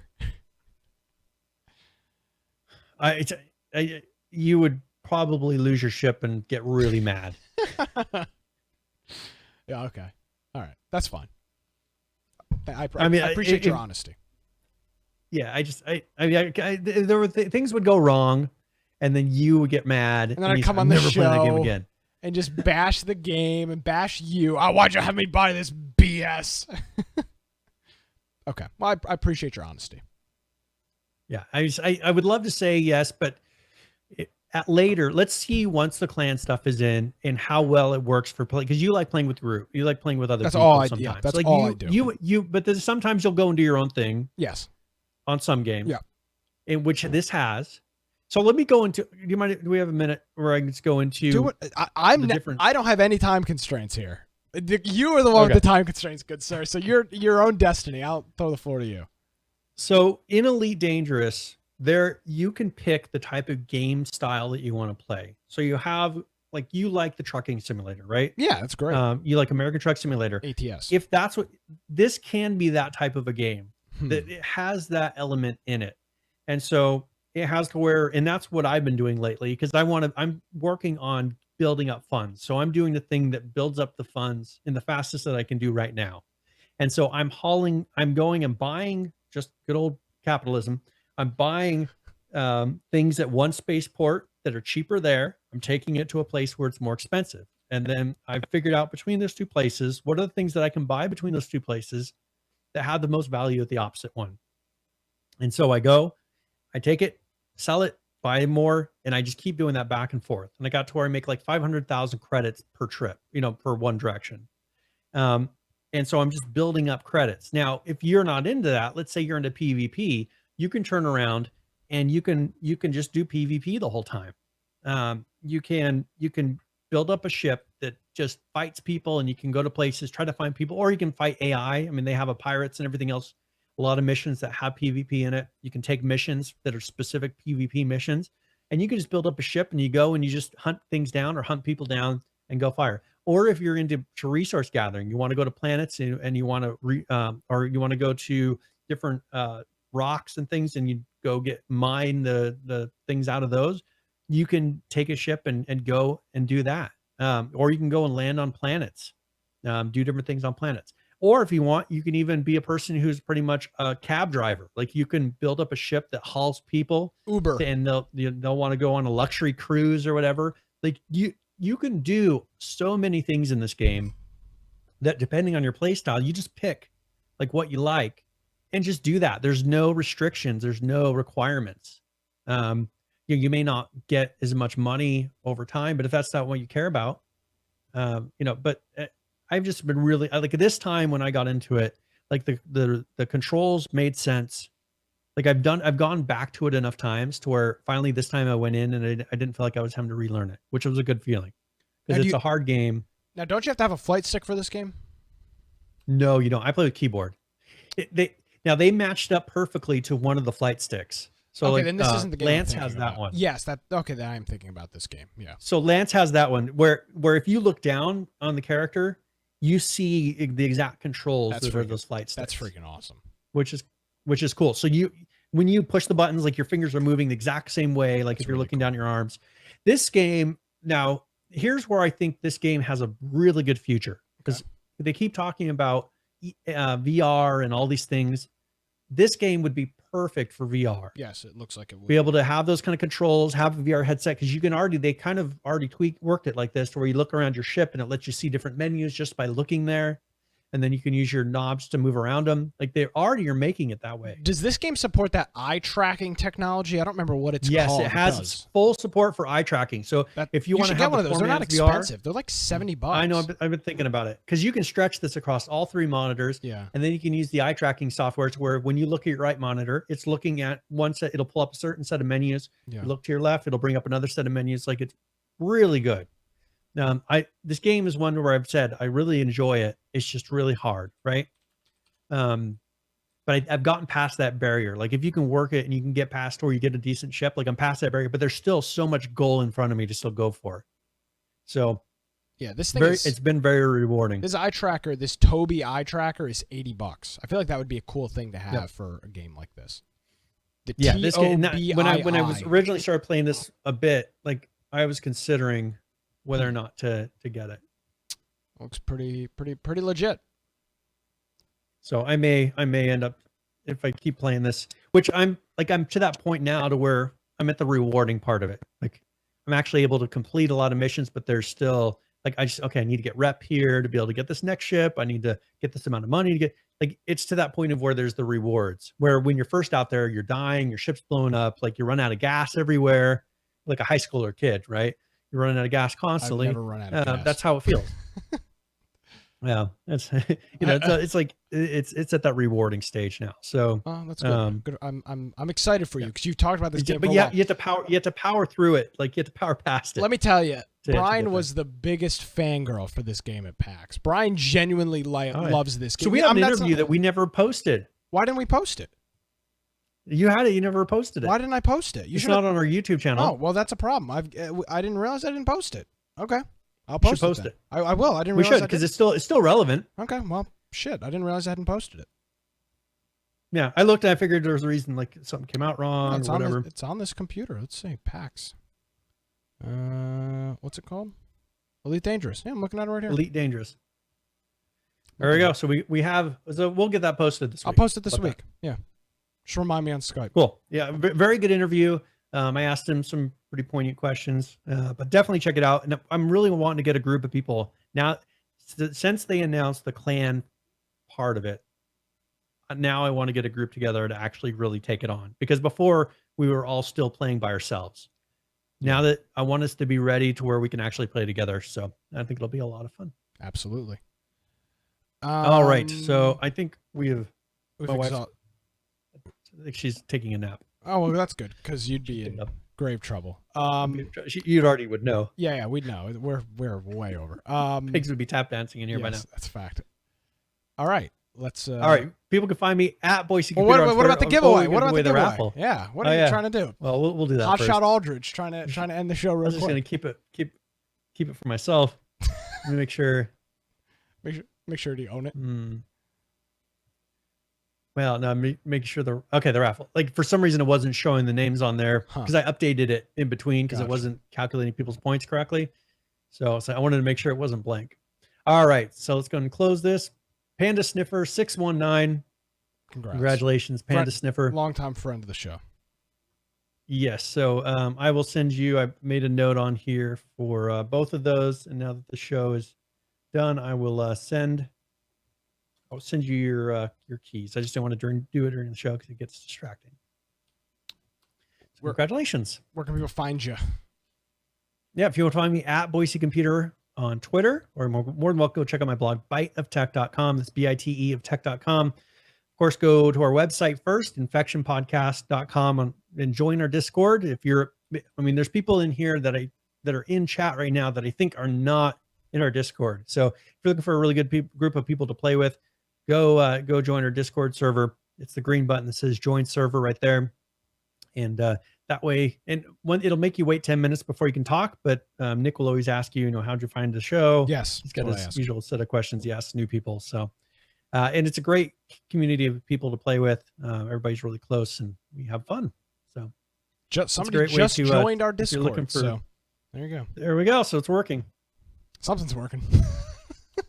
Yep, something. But yeah, so especially this is my call out to anybody who is interested in playing Elite Dangerous or does play it. Get in our Discord server and jump into the Elite Dangerous channel when you play, because even if we're not playing together, we all kind of talk and discuss different things. And for instance, I figured out a way to make a lot of money in a short amount of time. The people that are getting into it, they may be interested in that because it'll really help them get past that first hump of getting a ship. So, and I've also got a call to action. If you're a Call of Duty freak and you're interested in playing the new Call of Duty, contact me privately on Twitter. Like the kind of person who has a fridge that has go to hell for a game.